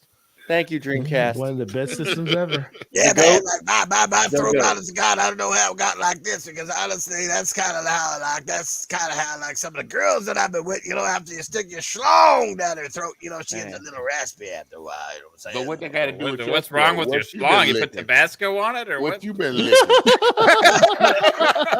Now, this ain't a tax save out Sam now, you bunch of fucking cockhands. That's supposed to cure your throat problems, man. Wow. I heard of tonsillitis. I never heard of fucking dicksillitis. What the hell? Now that's vitamin C. When you're down there, it helps everything. She can't see shit when I'm coming in her eyeballs. Piece of shit. Let me tell you that, son. Yeah. Oh my God! What have I got into? I'm gonna. Mav is sleep get laughing. some of that cream soap up in there. Let's go. I'm sleep laughing. Oh my God! Oh wow. Oh. Any other questions? Hey, Cletus, you like your Krispy Kreme with or without cream? That's a great question. First, always likes everything with a bit of cream in it, because, this lathers the throat, and they got to go down. Sometimes, Grandpammy, she makes them dry biscuits, you know what I'm saying? And I gotta have something with a little creams on it, you know what I'm saying? Sometimes you got to put the finger in, test it out, make sure it's nice and juicy. And that's what I like. So cream puffs, creamsicles, whatever, pig cream, doesn't matter yet. Let's go. Alrighty then. All right. I'm sorry. I have to do this. Cletus, cereal first or milk first? I gotta put what the fuck kind of question is that? Cereal or milk? Can you put them in at the same time? I could double up. The dog days is I gotta put in my cherry hose. My cherry hose. That's what I mean, cherry hose. And I put it in there, and I smothers them cherry hose with lots of milk. Lots of milk. You gotta drown the little fuckers, and then you're gonna slurp on them. You gotta eat just nice and slow. Just don't get eating too many by the spoonful. You gotta have a big old mouth for it. You gotta eat nice and yeah, there we go. Yeah. That's how you gotta do it. Yeah, there you go. This motherfucker's answer was put them in both at the same time. We're getting slap happy right now. That sounds messy. Oh, that sounds real messy. Oh my God. It's like you mixing a fucking concoction. You mixing alcohol drinks, motherfucker. It's fucking faster that way. I just want to know where they sell cherry holes. Cherry holes. Oh, Cherry Lane. I guarantee you, if you get to bed on time tonight, you might find yourself a cherry hole yourself. Yeah. Oh my God. Yeah. Oh, That cherry hole. Now I got it. Make sure it's nice and creamy. Make sure it's creamy. Oh my God. The Cletus. frosted cherry holes. All right, I thought he was saying hole. cherry hose for a second. Oh, it could be Yeah, cherry I got holes. Too. I dated a couple cherry holes. I was laughing all the time. Why don't you We just put gotta- the cherry hole in the milk in the blender and drink it? We got some You more. laugh, man. I was at the store today, and Uh-oh. Nestle sells Fruit Loop flavored milk. Get So, the Felger card out of here. fucking kid you not. Oh my I looked at God. that, and Is my, it and just my expired milk and they just like put some dye in it or something, like No, you guys Yeah. remember when you were a kid, right? And you were like, we all liked It's been a while since I was a Lucky kid, Charms, so- right? And you were like, Right? as a kid, you were like, why don't they just make a whole cereal with just marshmallows? Well, they I hated fucking the got marshmallows, that shit. man. I made my mom pick out the marshmallows. Screw the marshmallows. Say No. what? What the hell? What? Yeah, I Hell don't do no. marshmallows, man. I Take don't them like off the show. marshmallows. Okay. They get like Matt, nasty and gummy This and like now slimy and shit. explains an Oh, awful lot man. about Mav. This explains an awful lot about Mav Mav. didn't like Caitlin. Yeah. Caitlin, what? Come get your You man. guys just made me think of Cookie Crisp Caitlin cereal. walking from all the way Cookie Crisp is downstairs to good. upstairs right You know now. what? I like the milk marshmallows on my old lady's cooch so I can say, "Can I have s'mores?" Oh my god. Oh my God. You know, I kind of Oh, knew that was coming. I kind of knew that one was coming. Oh my God. That joke's older than me. Cletus, what tier of PlayStation Plus are you getting? Oh my God. Well, hey, yeah. What tier am I gonna get? First of all, I gotta get myself a PlayStation. And right now, you got an easier time getting Herbies from a bald eagle than you can find a PlayStation 5.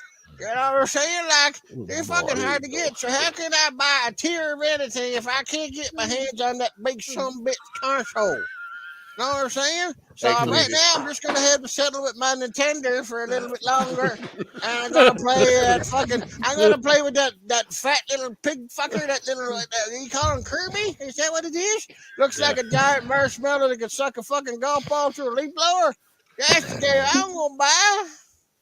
Looking for a Tonight white is flag tonight. to wave. This is all I Hey, got. Cletus, what if that premium tier from PlayStation came with 44 double Ds? What would you do? Oh Lord. That would be called the Dulce controller, baby. Yeah. Oh, the vibrations and the blowing. Yes, The $120 a year will be all worth it, man. Mav. He's ready to flight simulator sticks when you could have a big giant knocker stuck on your. Mav is doing everything he can to hold it together right now. He is. Now that would be the Game Pass killer. In the show. Let's leave. Oh my God! Tonight is the night. Tonight, children.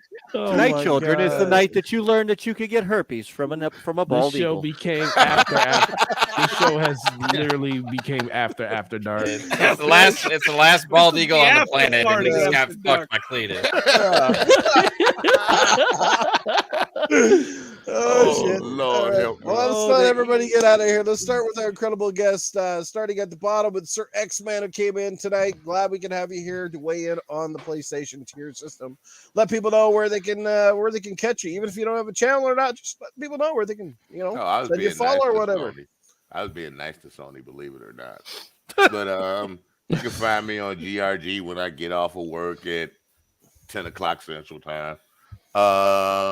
Other than that, I'm just streaming old games and trying to find times to play. Because you all already know the backlog is large for all of us. And that's it. Sir X-Man, you and I need to talk soon. Why am I scared? You said Dreamcast. You said Dreamcast. You got my attention, sir. Oh, I love my Dreamcast. As you know, I love pulling out and playing Power Stones, dude. I love that. Man. I got one and two. All right, I got the import of one. Oh, I do too. I got the import. I had to have it. I had to have it before. That was back when you bought games before they came out here in the States. Yeah, you get it from the Japanese, and then you get the what do you call 8 months earlier. Yeah, and you get the boot disc for what that game? Not the Game Shark. Yeah, the Game Shark. Yeah, Game Shark. Disc. Yeah, and you put the black thing in, then you put the disc in first, then you drop the game in. Yep, I got that too. Or I just have a second Dreamcast that's Japanese. Oh, you're about to hate me real quick. I got X-Man versus Street Fighter for the Saturn. Nice. Oh, that's like a rarity to get that game. Isn't oh it? yeah, that and the original Radiant Silver Gun disc too. So I got the import Radiant Silver Gun. For I Saturn. love my Radiant Silver Gun, dude. You mentioned 32X. Finish your outro. I got something to show you. All right. Oh snap! All right. Well, he's getting up to pull out his 32X. Oh my God! I'm glad you didn't go there with that with Cleveland. God damn you, noof! Let's do the outro for Mr. Gaming Forte. Honor and pleasure to have you here in Gaming After Dark. Bringing in, like I said, your words of wisdom and a different angle as always. So let people know where they can catch up with you, brother. Yeah, appreciate the invite, man. And definitely it's a good show. Shout out to X-Men, shout out to Mike, shout out to Titan. Noof always doing a good job. And then the homeboy Mav always showing support wherever he's at. Always appreciate you guys. Gaming Forte everywhere, YouTube, Twitter, Xbox Live, PlayStation. DPS podcast every Thursday night, 9 p.m. This week it will be on my channel. Last week it was on Slow Mo, so make sure you come through and check that out. Enjoy the games that you're playing. After Dark has been an amazing show. Me and Yoshi have to go to bed. Y'all have a good night. All righty. Best Mario, not because he's green either. Best Mario character right here, not just because he's green. Hey, don't get Cletus started again. It's pretty cool. All right, let's get up and do the outro for Mr. Fun Speculation, aka Mav. Mav, let people know what's going down. Obviously, you come in hot and heavy toward the end of the week. Some great podcasts and all that good stuff. So let people know where they can find you. A fun show. Appreciate you having me, man. Sorry if I seem a little tired. I've been having to work all these extra hours trying to find a way to pay for this PS Premium Plus subscription. Got the second job. Said, get a second job. Yeah, man. You know, it's what they want me to do, I guess. So, you know, it's what we have to do. But yeah, no, for real, everybody. Thanks for watching the show. I hope everybody supports the show going forward as well. You know, make sure you always hit that like button, share it out to everybody. One of the OG shows here on YouTube, right? So, but yeah, if you want to check out anything we got going on over on my channel, check out Fun Speculation on YouTube. on Twitter. Follow me at Fun Speculation, where I kind of give updates on the channel and let you know before we go live. And we have multiple shows. Xbox Ultimate on Fridays, PM in the PM on Thursdays, and Fun Pop on Wednesdays. And yeah, dude, thanks for having me, Noof. Everybody here is amazing. Fun times. Dynamite show. Chat, you rock. If you want to know about new games, check out Mav Show. The dude is always playing something new.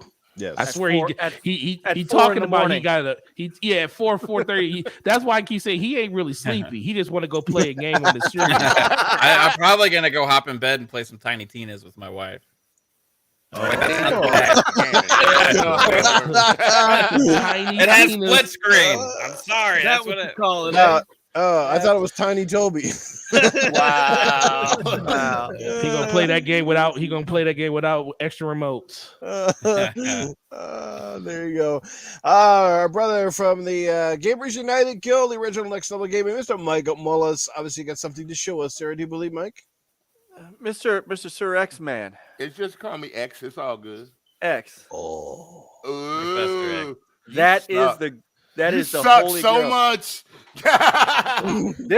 This game, which actually is one of the worst Spider-Man games in the market, the current value of this thing is $1,500. Oh, I believe you. And it is in box. look at that. It Don't is rip the pristine. package on accident right now, Mike. Yeah, Be right. careful. I've got something more than that, but I keep it boxed up. With I the have. manual. I know. Look at it. It's so clean. I Mhm. have a Sega Master System with Duck Hunt, Ooh. with the original R-Type and the guns. Ooh. And that thing is worth like about the same price as yours, unboxed. Mhm. Yeah, so you know I'm never getting rid of it. Oh, and I just got a show just for craziness. I should have pulled. I got my Dreamcast. There it is. Man, Very look nice. how small that thing know, is, eh? bro. Yeah. It is It's a- small. I forget how big that thing used to Hold be. on, you how want to see big? small. This is my Sega Saturn. Excuse the Oh, It's a nice looking and console. this, Nice. hold it, and Where the this, Sega CD at? this man? is for Titan because I heard him when he was talking when I was on my way in the car. Oh, there This we go. is an Explorer guitar. Yeah. I've got that guitar. hero. I got that You got guitar. that one too? I got that guitar. You got Rock Band 4 also? Yeah. I got Yeah. Rock Band. Well, no, that's my rock. I got Rock Band 1 and 2, I got which I use that on, and then I've got the Guitar Hero Gibson.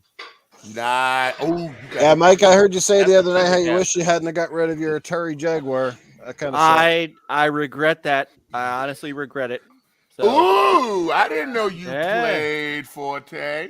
You got the drum sets and Nice. I do everything, too. bro. I got it. Y'all you know, know how the- much do you- those that's so worth do You got you the know Rockstar the, Beatles edition? Do you know the do you know the Fender that they sold with the 144 buttons on it? Uh-huh.